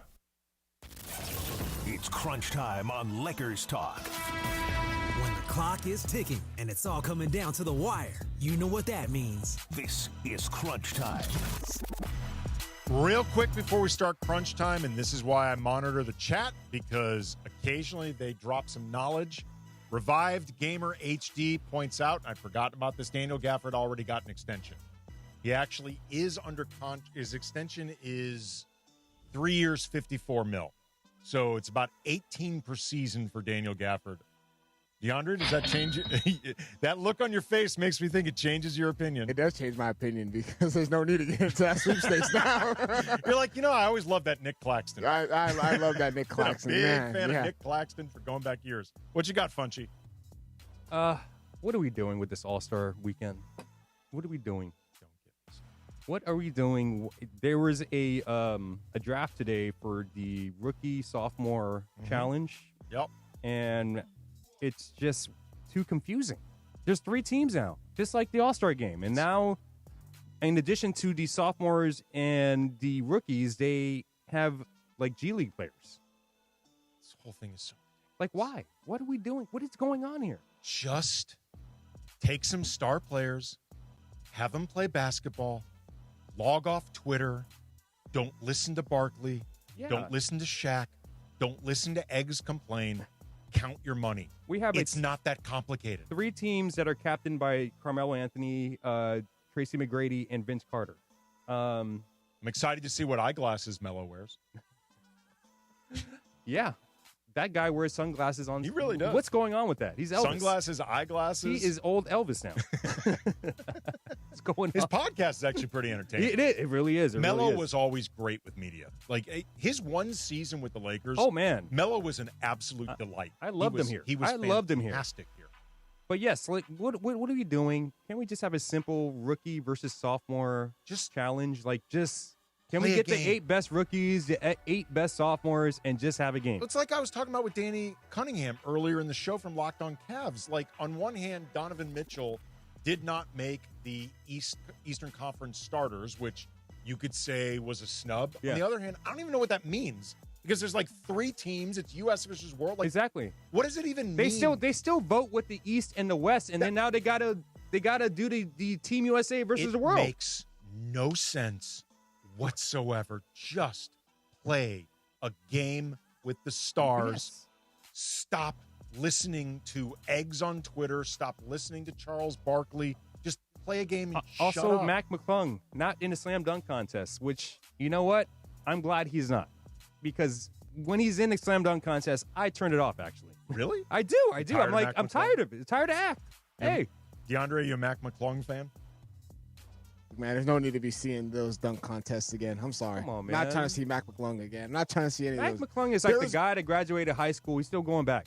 He's like Wooderson in Days Yes, he Confused, is. just hanging around. Yes. Livin. All right. I really do miss that era of Zach LaVine and Aaron Gordon. Now we're just a beautiful dunk contest. See, you're young. I was just young. going to say the same What? Here thing. we go. What? You want to go back to the days where? Oh, no, those guys were good. I'm just saying, like, Zach LaVine was a very good dunk contest guy. Aaron Gordon was very good, too. It's just your idea of going way back. But I'm just thinking about recency bias, though. That's like, as far as like everyone that goes back to every single thing that we see on social media, everyone goes back to that dunk contest. As far as recency, I think some of it too. Actually, you hit on it before we go. Social media, like yeah, guys that was get like the reaction yeah. immediately now, and they don't like it. Like you just get clowned on so quickly. Like people bitch so quickly. I'm old enough to say I saw Cedric Sabalas win the slam dunk contest. I've seen some things. Yeah, I saw at then Staples Center the dunk that Andre Iguodala did from behind the backboard. Oh my God! I saw Blake Griffin's dunk. I saw Blake Griffin's dunk also with the Kia. Yeah, with the Kia. Yeah, jumped over the Baron Optima. Davis, underrated lob. Yes, that was a very difficult lob that BD threw. All right, thank you, as always, to the Lakers Talk audience for being here. Thanks to everybody who called in, who was chiming in during the YouTube chat. Thank you to Danny Cunningham from Locked On Cavs for helping preview the game. Thanks, as always, to Funchy and DeAndre. Kids in the back with the social media. Fun show. We will be back next week. Lakers Talk. Andy Kamenetsky, 710 ESPN. I know you're listening to me wearing glasses or contacts. You're either nearsighted, farsighted, have astigmatism, or you're just over 45 and